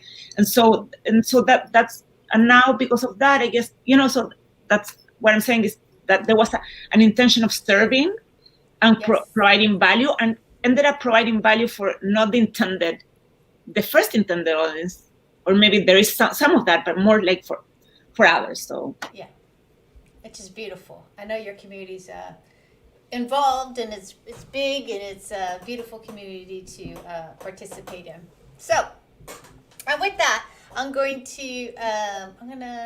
go on and do a quick check-in before we do the live stream, the round table. So can you unmute yourself? Yes, and then introduce yourself to us and tell us what you do a little bit, and yeah. Hi, Amy, and hi, everyone. It's great to be here. I'm Maitreyi Meliana, and I'm a women's empowerment and spiritual teacher, a holistic psychotherapist, a sound healer, and other things, like an author and a speaker. So I help women heal from trauma, liberate themselves from patriarchy, and connect with the divine feminine, so that they can become authentic, passionate, and women with purpose. So I use a variety of modalities, but the main goal is to help women heal and awaken to their highest self. I love that. I'm excited to dive into women's empowerment and patriarchy. I just love all that stuff. But before we go into your interview, we're going to go into a roundtable. And interestingly enough, it's all like this segment is a very spiritual segment, which I was like, oh, okay, this is happening here. So can you guys talk about spirituality, like when it came into your life. Why don't we go there, like when you kind of made this shift and what it looked like and the circumstances behind it, for our spirituality. Who wants to jump in? Why don't you jump in, Maitre? Okay, I'll start. So I grew up in India, and I would say my first spirituality was literally with Mother Earth. I had a very close connection. I could feel, hear the songs of the trees and feel nature in a very powerful way. And I think I was just very open. And I've studied music, so music has been a very, very huge part of my spirituality. But I really I've done a lot of spiritual study from Indian traditions and Indian philosophies for most of my life. But the real practical and very tangible experience was around the time when I was 40. I was thinking of leaving an unhappy marriage. And I literally felt the presence of the goddess Kali come into my life. And she was with me for 7 years. And it was this profound experience of having a personal relationship with a divine feminine being, which just blew my mind completely. I didn't even know that was possible. And then subsequently, it's just been a beautiful journey of opening to the divine feminine, of being in a beautiful connection with her. I now work with Mother Mary, Mary Magdalene, and Isis and other beings, and having this very sacred feminine connection, particularly at this time, for women. And so that's just opened up the lid of what I've thought is possible, not only for me, but for us all. I love that. Who wants to jump in, talk about like their personal experience with spirituality when it hit, or whatever, your own story around it. Jamie? Yeah, thanks. So I feel like since I was born, I just always remember being spiritual, feeling connected. I'm a Pisces, and we are very ethereal. But it really started, I started understanding it more. Maybe like when I was 30, I don't know, 37, 38, I don't know, around there. A friend of mine is a medium, and so I took a class where you learn about intuition, about how to connect, how to be a medium, basically. And through that class, I mean, that is what just blew the roof. I had experiences where I understood that there's something more. And then I just started there's a place called the Infinity Foundation that was in Chicago. I took every class there, every psychic, past life, every type of class I could. I started reading a million books. And then I found University of Santa Monica Spiritual Psychology. So that just advanced my learnings. And in Chicago, I was doing groups of, we would get together and do readings on each other. Yeah, I mean, I can't get enough. There's always more to learn. Mm-hmm. And it's very fun and exciting. And so that's basically my story. Andrea? Yes, so my spiritual journey started a while ago. My grandmother was Sephardic Jew, come from Sephardic Jews, and she was the daughter of a rabbi from Greece. She moved from Greece.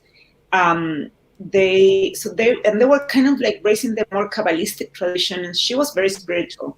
So every time I would go to her house or school, I would go to ballet, and in between I had to stop at her. This was, when I was growing up, and she was a Buddhist also, and she was, like Kabbalistic, and she was all these things, and we all thought she was so weird, but she was like a woman ahead of her times. And I think so. I started my spiritual education really early on with her. I didn't understand 100%. I mean, I know we were Jewish. Some of her kids were Buddhist. She was kind of Buddhist and Kabbalistic, and always knew there was something beyond kind of like I always felt with her when I would go to her house, there was something beyond the materialistic sort of like rational thing that my mother, for example, that came from the communist Romania and had moved from Romania to Chile. My upbringing is all like everybody's an immigrant from somewhere, but basically my mother was being brought up in communism in Romania. She's like, the parents were like Austrian Jews from Romania, like very rational people, and my father was an engineer, and everything was. And then I would go to my grandmother's house. This is she was like my like the sister of my grandmother, really, but I consider her my grandma. And she was it was a different thing. And I think that's kind of the beginning. And then that always permitted me, or there was a window into this like religion from more a spiritual way, not the window into religion like, you have to celebrate this and means nothing. It was more like a window into religion from a very, very deep spiritual thing. And then when I moved to New York, so then I moved to the United States, and then I moved to, my first job as a lawyer was in New York, in a big law firm in New York. And all my friends from Latin America at the time, they're all artists. I was the only lawyer. I subsidized everybody. We went to dinner. I paid for everything. So great. They love having me in the group. No, but I mean, they were all artists. And then one of the friends that I live with started going to this woman that was a Kabbalistic Jew, a psychotherapist. Her name is Catherine Shainberg. She's really famous. And she's written all sorts of books. And she had this group where we would meet and talk about the Kabbalah and all the spiritual thing and visualization, and I don't know, that got me started. It took many years for me to like fully kind of integrate into that world. It has been a process. It was a year long, like many, many years. It wasn't like I became spiritual. It's like, right. Yes. Yeah, so thank you for sharing that. For me personally, what happened was I got married. And when I first got married, I was like, this is not good. This is not a good space for me. And I was like, I do not like who I am right now. So I went, and my friend who was spiritual, she's like, come to my group. So I went to this women's meditation group, and I was sitting there. I didn't know what was going on as Becky was channeling. She was channeling, and I was like, I don't know what this is. I don't care. This is what I knew. When she's talking about the patriarchy, about perfection, about like, women like feeling, like our power, I was like, this is my place. And I really wanted to understand and know this Mother God that she was speaking about, or the universe she was speaking about. And it's interesting because I struggled so hard because I grew up atheist. It was such a struggle for me. As an atheist, and for me, it's like the spirituality has really given me a lot of freedom and grace, and really that love, that just pure light love, which enters when you open up to spirit and the universe or Mother God, however you want to call it.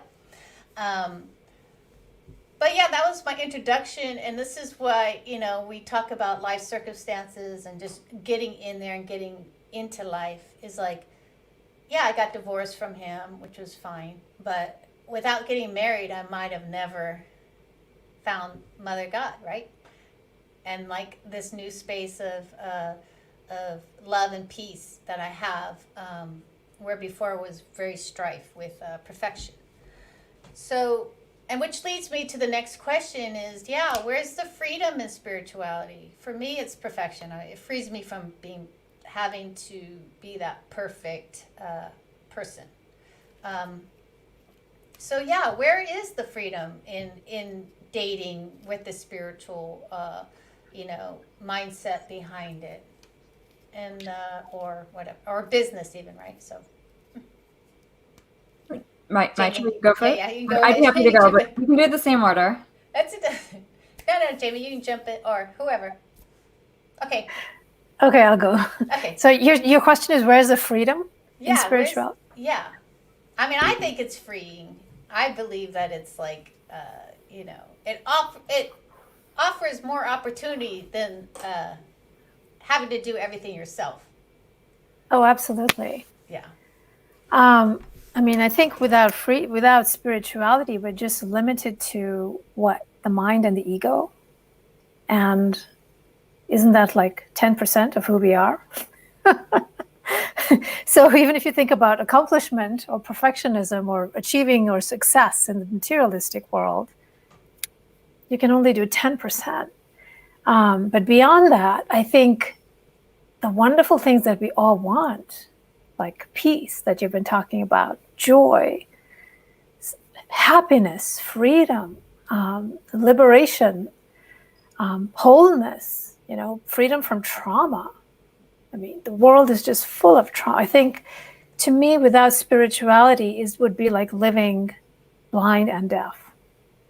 Like maybe having one sense organ.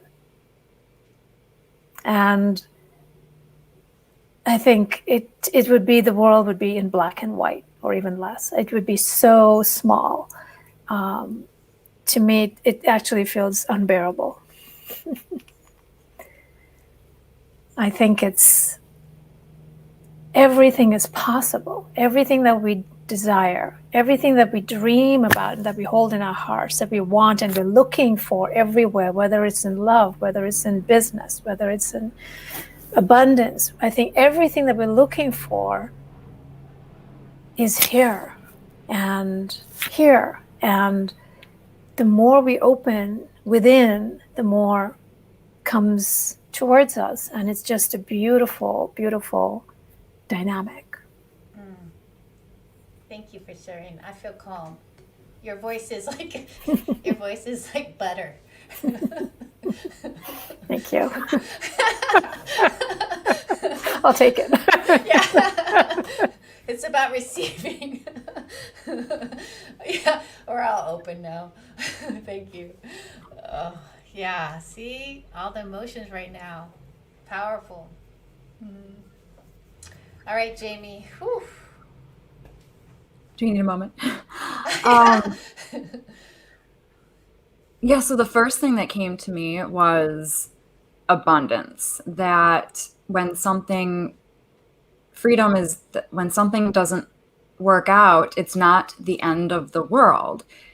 That one of the greatest things I've learned is that it's this or something better for the highest good of all concerned, and trusting that. And it's freedom to co-create, to know that we don't have to, that we are the navigators of our life, and we can co-create with the universe. We can play with the universe. That's freedom. It doesn't have to be like a cookie cutter certain way. Tapping into your creativity is freedom. It's freedom from your past, that your past doesn't, knowing that your past is not an indication of your present or your future. You can, by tapping into spirituality, you don't have to be burdened by the past. You can free yourself from that jail, that self-inflicting rules or anything that you've put upon yourself. You free yourself from your past, you free yourself from yourself also. Joe Dispenza has Break the Habit of Being Yourself. It's freeing yourself from your ego. That's freedom. And then I think I covered it. Yeah, mistakes. Any mistakes that you've made in the past, I kind of went over that. It's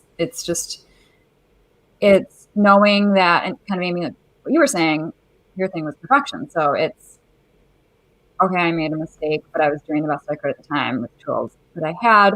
All I can do is learn and grow. And the reason I believe why we do make mistakes is because they are unresolved issues. And so until you heal that, they're just going to keep on coming up.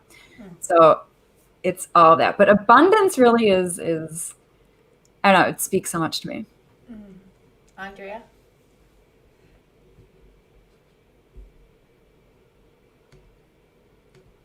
Oh, Unmute. There you go.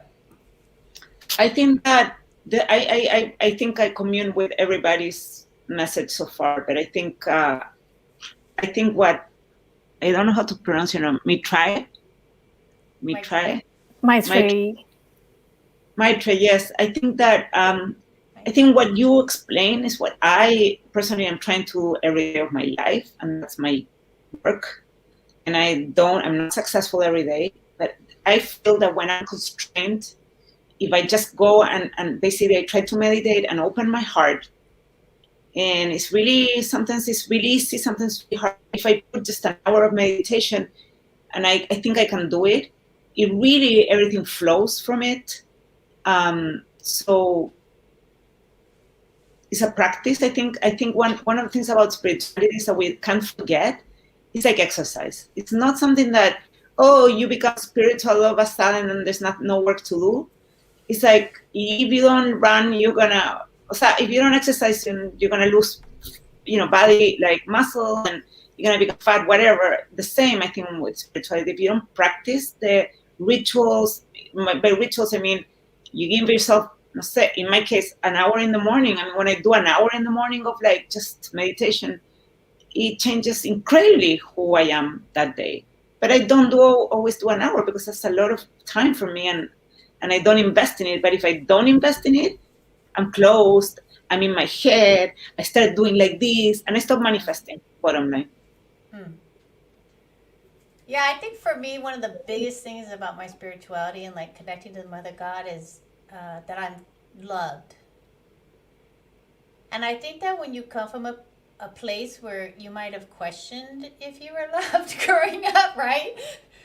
Or if you belonged somewhere, to me that's been a big shift in having spirit in my life, is that she loves me, I am loved as is. And I think that was such a relief.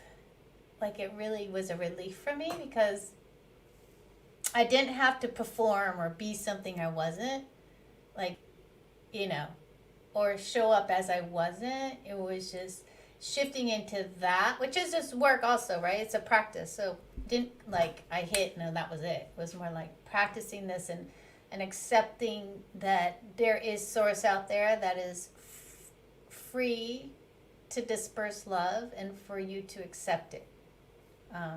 So I think that's been a big shift with me in spirituality, is that love that is without conditions, which is such a powerful thing, especially when you grow up with conditions, and people are like trying to put you in a box, and you're like, but I don't fit in that box, and you're trying to step out of the box, which I blew up the box, but still. So I think that spirituality really complements that in me, and really allows me to move forward. Anyone else want to talk on this freedom of spirituality and how it really frees you from certain things? I mean, I had just an example that happened to me last week, and I went to, I just had a girls' weekend, and I, with girls, there's energies, and there was something that we had a little discussion. We were in the same house, and there was an energy thing that I felt, and I started, when I feel energies from other people, I start getting immediately like I start. So I said, no, I just don't want this. I know I can change this. I knew it. I mean, I knew that with the spiritual practice, I will change it. I was really scared, because I had 2 more days, and if I can't change the energy, what happens in this relationship, So I did my meditation, and I said, I'm going to free myself from this grip of this energy, because it was like an energy that grips you. Like, you feel it, and then it grips and holds a grip on you, and I think that's what you can change. You can really use spirituality to one alchemy, where people call it alchemy of, whatever, the alchemy, and it is alchemy, because you can transform that energy, and I transform it from like being attacked by the energy, by being like opening the heart so much that this energy was part, like this thing, this negative, whatever it was just one of the things that was in and out. It wasn't that important. It was just one of the things. And there were so many, and it didn't matter at the end. Like, and then we released it. But it was that. It's not that you deny it. It's just that you open so much that it's just not important anymore. so it doesn't have a hold on you. And that was a great, I was like, if I can always transmute things like this, it would be amazing. But I transmuted it. Yeah, the power of transmuting energy when you have the source to do so, like you have the access, is really powerful. So yeah, so what happens when you enter into a situation where you're like, maybe this is, not good, or I'm not feeling great about this situation? What do you do about that when you're in that situation? And do you transmute it? Do you walk away? What's your usual go-to thing? And how can you really, as Andrea was speaking about, how can you really, hook onto that source to really heal or forgive or understand or give compassion? Who wants to jump in? I'll go. Yeah, that's such a great question. And it has so many answers, doesn't it, depending on which relationship and with whom. I think for some of those situations, it can be a lifelong learning, right? Like maybe with a parent or a partner for many years, right? Or somebody who's very close to us, then it can be sort of a lifelong learning. How do you keep opening up to that? And there's always a choice. If it's really toxic, then is it better? It might be better for your spirit and your soul to walk away, to set really clear boundaries, to have very strong boundaries. And I'm a firm believer in that. When it's harmful to your spirit, to yourself, to your well-being, it's really important to set those boundaries. And then there are the other, what I call the other camp, where I think it can be really beautiful, like what Andrea was talking about, when there's a long relationship or of any duration, where when you hit the spot where we use it as an opportunity to expand really into love, because that's really ultimately all there is, and all who we are. And to begin with an attempt to understand, or at least to hold space for difference. And can there be the conversation, starting small? Can there be a conversation? Can we start with understanding, even if it's at the level of the mind? And just holding two perspectives and being with the tension of that alone, I think, can expand it to something more. If there's an intention to understand each other and come from the heart, as opposed to I'm right, that can be such a mental thing. I'm right, you are wrong. And if we can get out of that and really come from here, it changes the dynamic. I think just even how we approach the situation changes the field. Like we could come from the mind, it'll be stay in that mind. It'll be more transactional or power over, right? But when we come from the heart, then there's room for both. And I think it changes the energies. It is just more feminine. It's more spacious. And then I think it can be I have found just so much growth at times when I thought I just couldn't grow, but just staying with the conversation, it's made me expand to so much more, and the other to so much more of who they are. Mm-hmm. So I think both are true. Yes. Thank you. Anyone want to jump in?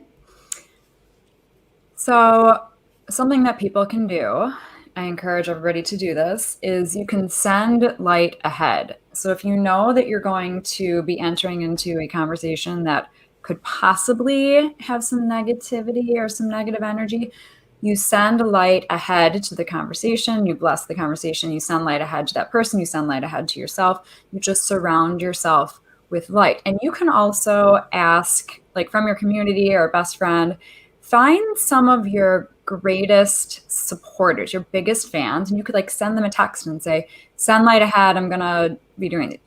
You could send that to a group of 20, or you can send it to one. That helps also. Right. It's kind of like getting that army. And it also, on a human level, it helps to have that support. So it's like your humans are also sending it to the universe. And so you're just creating all of this light. And you will find that it still might not be easy, but so many times people, like I have my clients do this and they'll be like, oh my God, I was so much anxiety about this conversation, but it was so much easier because light does work. Now I always tell my couples with the judgment thing that it is so freeing to not judge each other and to just validate what the other one is saying. You don't even have to understand. And it's very freeing for the individual and for the couple or just any relationship, just to validate what the other person is saying, because in life, the greatest feeling is to feel seen and heard. And then also to address the whole, okay, well, I was triggered by something. I sent light ahead, but it still wasn't perfect. I was triggered. To like my Trey was saying, that life happens for us, not to us. So even if you have a conversation and you're like, I wish that I didn't feel this way now because I wish that conversation didn't happen. I wish that person didn't say that. Okay, but it did happen, and it's happening for a reason to give you an opportunity for growth and upliftment, and there's still something you need to learn. So like, I feel like almost all, maybe Andrea and Amy, you've talked a little bit about, well, the marriage, it happened and it's teaching me so much. I mean, I could not relate more also. It's to be grateful for these situations, these challenging situations that can help us. And also just always know your biggest challenges are your biggest teachers. Mm-hmm. I mean, I think, I don't know, can I, Yeah. or no? Yeah. No. So, I mean, to restate the question, you were asking, how do you transmute, or how do you change the energy of a situation? Is that was or how do you? Yeah, you could, like, how to use your spiritual, like training.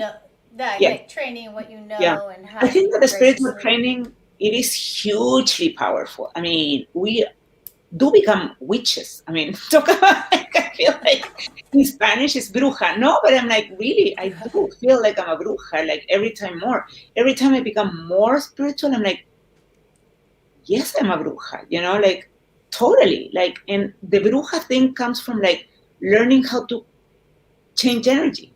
Like you learn to have the power to change energy, and that's huge. That's like that's like a Yoda kind of like thing. Mm-hmm. So it's still not easy. And I think what Jamie said, light, of course, the more light in, the better. But you can always call light that easily. Like, I think for light to come in, you still need to be in a certain environment. Give yourself like it's not like when you're in the thing here, like you can call, okay, I'm gonna become light, and no, I think it's a process. So it's not something that you can do instantly. But what you can do immediately, what you can do in any circumstance, what you can definitely do is when you start feeling attacked, because that's how you feel. You feel like attacked, or you feel like constrained, and you go in and you said, I know that I felt this before. It's a feeling, and it has nothing to do with exactly the reality. It hasn't to do with this situation or this person. It's not this person that is causing it. It's not this. It's something that I'm reacting to. So if you go there and you like kind of calm yourself down, like almost like, sucking your nail, like in the sense that it calms you down. If you know that it's not someone else attacking you, it's that something got triggered. It could have been triggered by X, by Y, by Z, but you know that it was triggered by, but you know that it's not that person. So they don't become the enemy, and you don't have to like sort of like fight, because if not, you're gonna like kill yourself. Like, because there's when you are triggered by somebody, and your first reaction is like, I'm gonna fight because the risk is that I'm gonna die, or something like really bad is gonna happen to you. But like, that's super irrational. If you can just calm yourself down and understand that this is like triggered by this person, but it could have been triggered by X, Y, and Z, that actually gives you a lot of room, and then there's kind of more space. That would be my advice if I could. But if you have more time, of course, you invite light in. But I think that takes a little bit more. For me, it's not instant. I don't have that power yet to like light in. I just don't know how to do it. I need like meditation and blah, blah, blah, you know, like I need a ritual. Yeah, so I love what you said, like, really changing the energy. I think we all have that power inside of us to really, not even saying words, but to calm through our energy, like us being calm. I think that's really a beautiful thing to start practicing. And also, whenever I'm in conversation with someone or intimate relationship with someone, I always remember, they're on their own path also. Like, their path has a spiritual path to it that has nothing to do with me, and I'm on my path to do something. And it's like releasing people from taking care of my path is kind of like big, where there's that giving up that responsibility of controlling someone else's path and giving respect to the fact that, they're on their own path. So they've got things to learn in their own time also, and that it doesn't have to happen right now today because I said it, right? So I think that's really helpful to me too, it's like kind of like, oh, well, everyone's got their own path, and I think I need to respect that. I need to respect the individual who's in front of me. So what's going to happen next is we're going to dive into my Teresa interview right now because time is clicking away. So I'm excited about this interview, and I know you're going to do some sound healing to lead us out of this segment, which I'm really excited about. So quickly tell us, what you're seeing out there in the world and who you serve and what it looks like, and a little bit more about yourself, because I know you just did a quick intro. Yeah. What am I seeing out in the world? Well, I'm seeing women really ready. A lot of women just ready to shift, ready to heal, ready to make the changes, ready to come into their power. And it's just so exciting and so wonderful that we're, just this sense of community. It feels like the whole world is a community of women in the worldwide is just coming together and supporting each other, and we're rising together. So that's really exciting. The women I serve it's just a range. Primarily, I started out as a holistic psychotherapist. So I've been doing that for many years, but that's evolved into leading groups and workshops and sort of creating my own system of what I call sound, story, and spirit, where women can really change their stories, question their stories, their patriarchal stories, change them, and find their truth in their body, mind, and spirit. And so it's both being authentic, it's both being empowered, it's both connecting to the sacred within, and the work is deep. The work is always deep, and when spirit's a part of it, it's always just beautiful. And tell me about sound. Tell us a little bit about sound healing. Like, what's the benefits? What's the process? Tell us a little bit about it, because some people have not done sound healing. So sound is something we all know, something we all understand. You take anybody to the ocean, they're going to feel a sense of calm. Put somebody to the sounds of the wind in the trees. There's a sense of calm. You play bird songs to people. We all have the same experience, right? And that's different from music, where you might play music and somebody likes it, somebody doesn't like it. So we all respond to healing sounds, whether it's your own heartbeat, whether it's to the voice of somebody. We respond, our bodies respond. And even when we meet someone, we instantly like someone or don't like someone or connect because of their voice. We think it's visual, but it's really the sound of their voice. It can just, the wrong sound can just turn you off. The right sound can make you just listen for hours. Like, you don't even care what they're saying, but there's something coming through their voice, it works for you. So our bodies respond. And so that's one of the most powerful things about sound healing, is that we're working at the level of the body. so much of therapy and coaching is at the level of the mind, right? Trying to change the mindset, trying to change the attitude. The mind gets really tired because it's working, it's doing its, we're working 8-9 hours at our work, and then you have to go to an hour of therapy and coaching and keep again working with the mind. So it can be really hard. But when you work with the body, with sound, the whole body can hear. It's not just the ears. So every cell is responding. So when you have something healing, the entire organism, your cells relax, your cells soften, your cells open, and they release, whether it's stress, whether it's some emotion that you're going through, whether it's, and it's like they just soften, they just open up. And it's a meditation that you don't have to work out. That's how I call it. So what is sound healing? Even in a meditation, some part of you's trying, I have to do something, right? With sound, there's no doing anything. You absolutely receive. And so it enables the brain to switch states. We shift out of the thinking state. We shift into the more receptive states of theta and gamma, where we can shift out of left brain thinking into right brain thinking, where we're more creative, we're more intuitive, we're more open to holistic, the world, the whole, ourselves as a whole, the universe as a whole. And we're really working with the law of vibration. That's one of the spiritual universal laws, which is the law of vibration. And so healing, once I started working with sound, it was incredible. I'd done lots of things, coaching, past life regression, it was all power. Sound totally changed the game.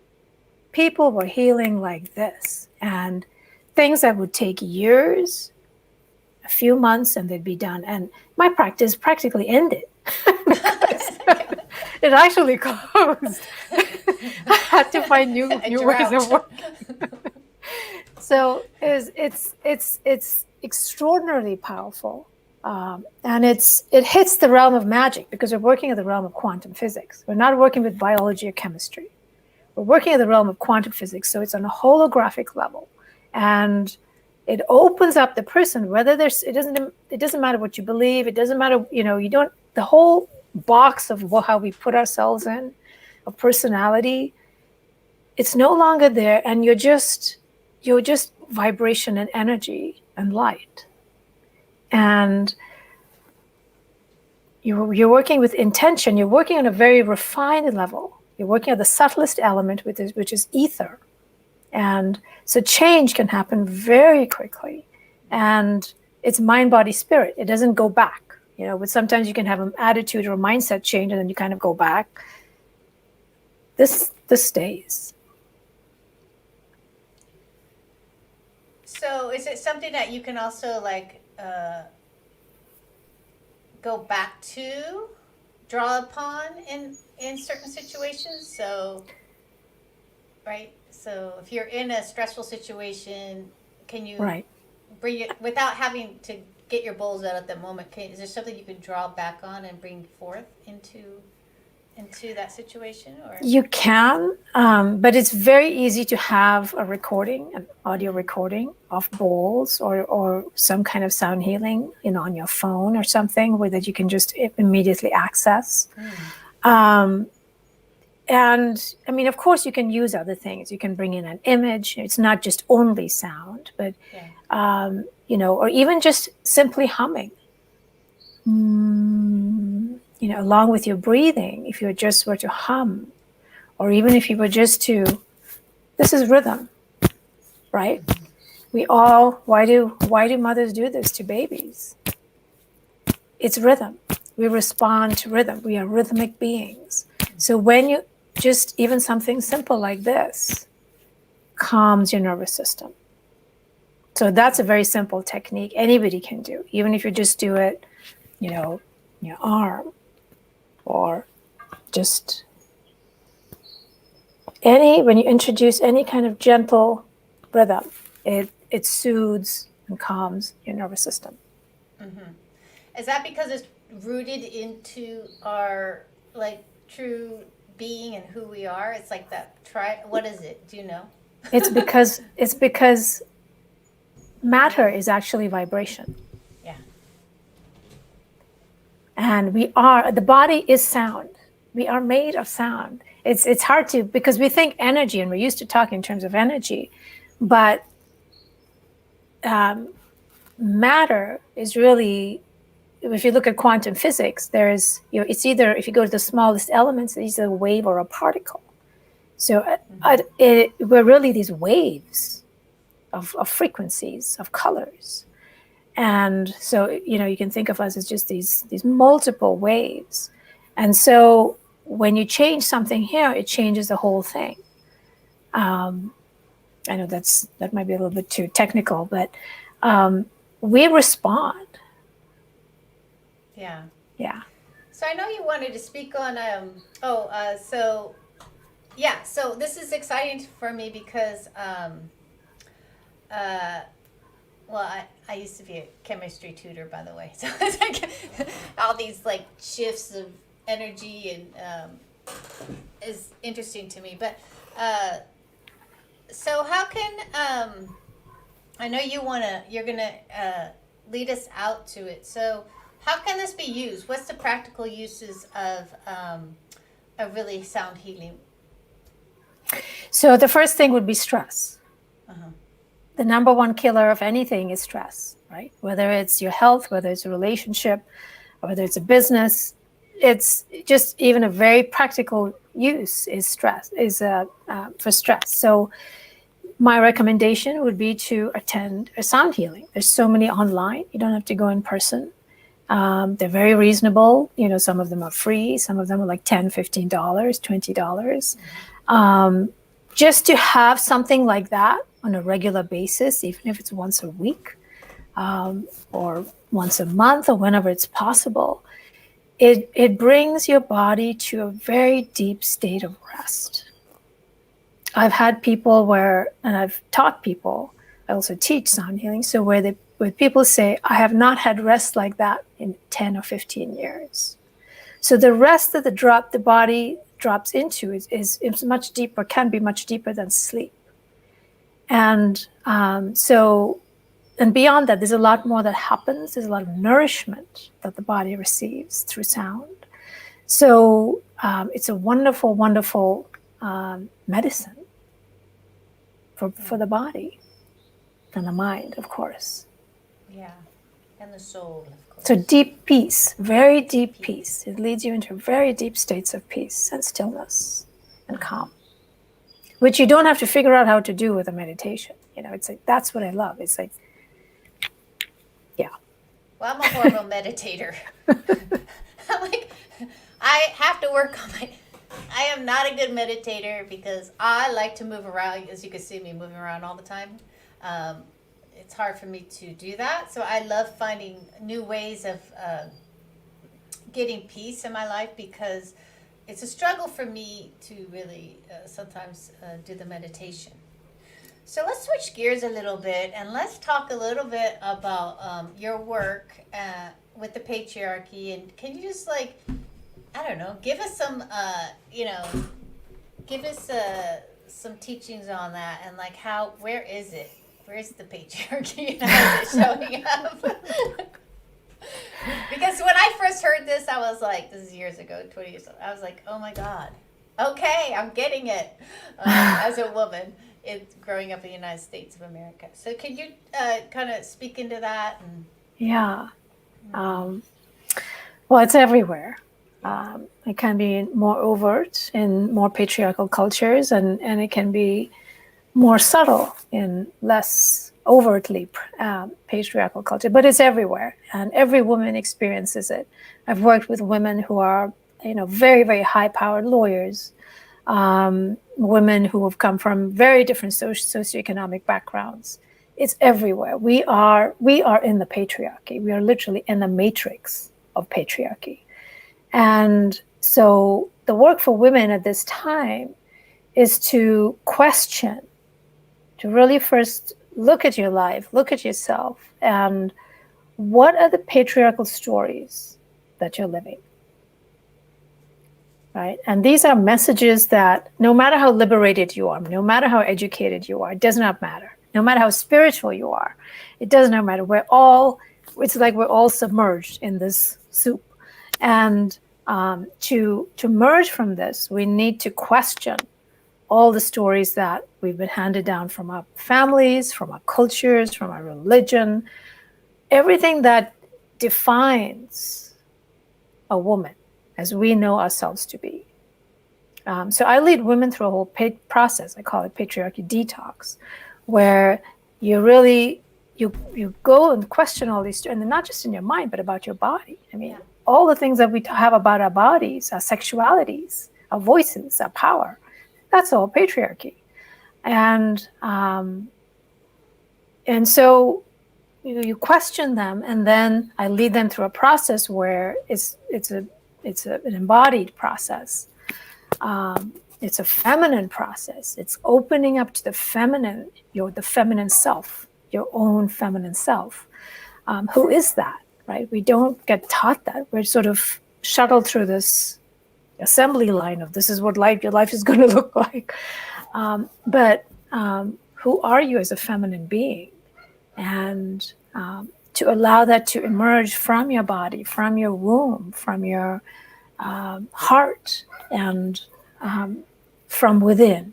So it's really a process of self-discovery. But initially, I think for us all to really question what is the mythology you grew up with, right? Were there fairy tales? Were there, like, I come from India, and in a lot of my mythology, the women are very backstage, very secondary to men.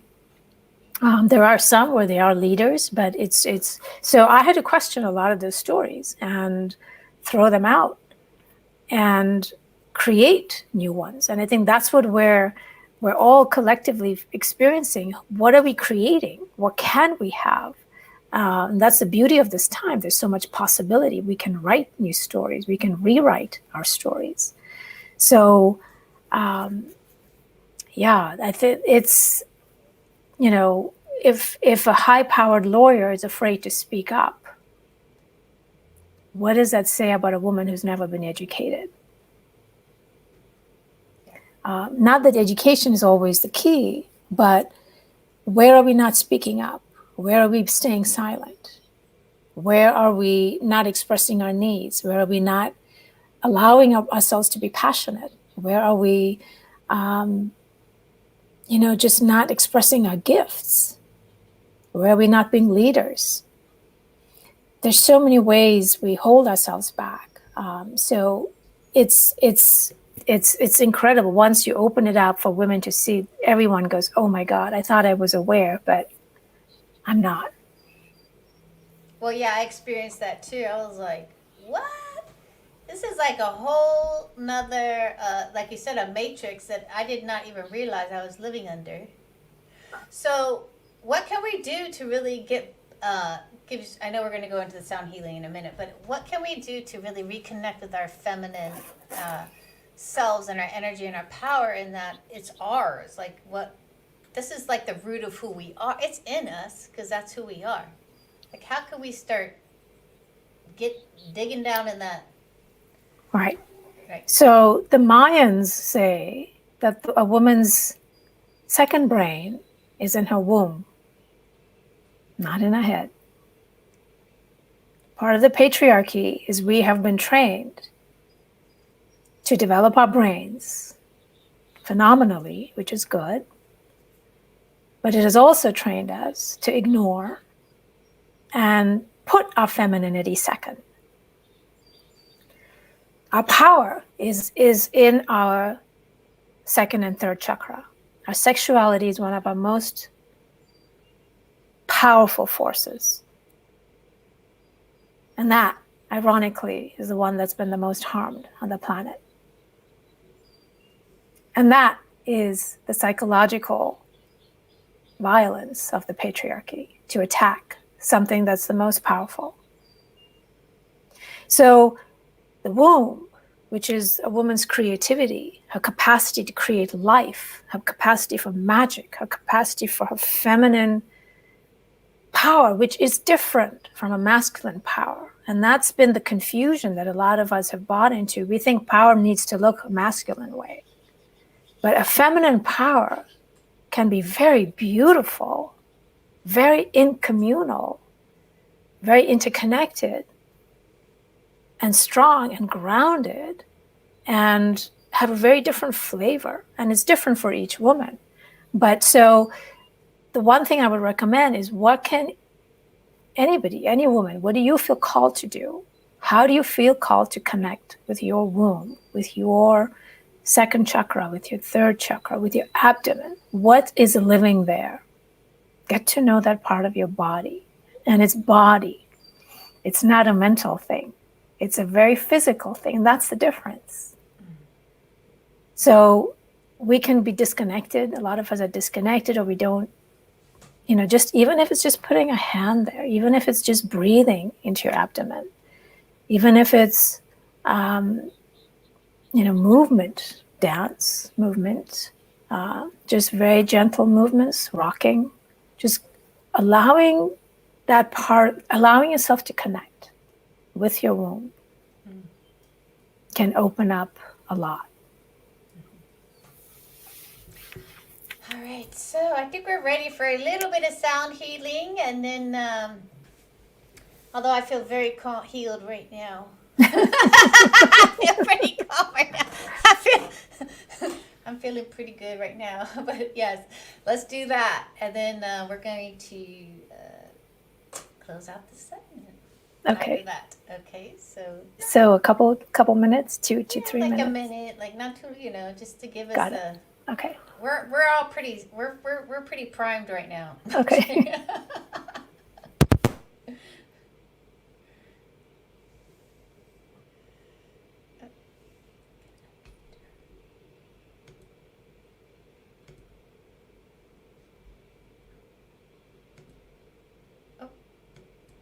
Uh-oh. Can't unmute her.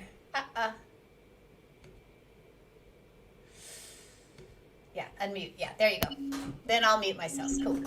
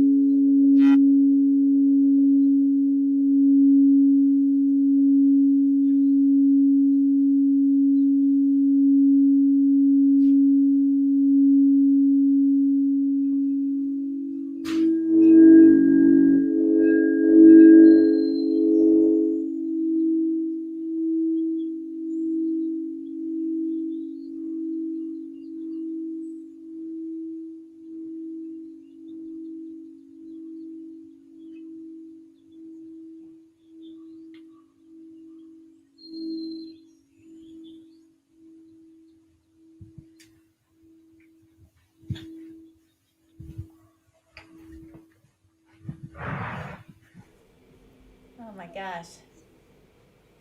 Let her get her mic on. Wow, thank you for that. So, do people do people usually visualize when you're playing, or are you no? Because I was in the Nothing swamp to do. There's no nothing doing. to do. It's not doing. They just let go. Okay, but I got to work on this too because I'm in the swamps right at that time. Like I don't know. Like, I was getting like visualizations of prehistoric stuff going on. Oh, well, if it comes to you, that's totally fine. But if it comes Okay. to you, that's fine. It's not Yeah, that that's you what don't was- have to work at it. Okay, no, that's what was coming to me. In New Orleans, the prehistoric swamp area, Epicopi. All right, so I know you.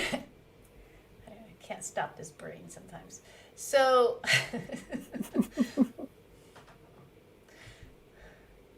So here, I know you have the 7 steps to speak your truth, even though you feel guilt, fear, or shame. So this is your free gift for our audience. Can you speak into that? Yeah, that's a workbook, a little teaching, is an inspiration and workbook for women to really step into their truth, to speak their truth, because we all feel fear, guilt, and shame. Those are the 3 things that hold us back. And it's a guide, it's a workbook that women can use. There's some channel messages and my teachings, and just some prompts for reflection. What's holding them back? What can they do to take action to speak their truth? So it's like a little mini workbook. Great. I'm excited to download that. So this is coming to our end. So Jamie, I know you have another offer for our audience. Can you speak into that while I put it into the chat box? Which one are you talking about? Okay. The relationship coaching session for singles, couples, or breakups, divorces. Are you talking about the complimentary? No. The paid. Oh, just in general. Yeah, you sent me a link, so I put it in there. Oh, okay. For a So, session. for what? For a session. Okay, I think A I'm paid like. session. It's okay. Everybody's Yeah, so- vibrating off that sound. I'm like, okay, back here. Okay.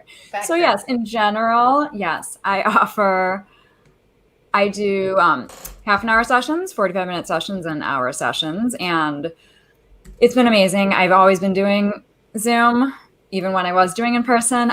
But it's opened up so much because, I have a client, I'm speaking to a client in Australia tonight. So it's like, she'll be in the future. It's 9:00 a.m. tomorrow, 6:00 here. So my clients are all over the world. So feel free to, is the link there? I put it in there. Okay.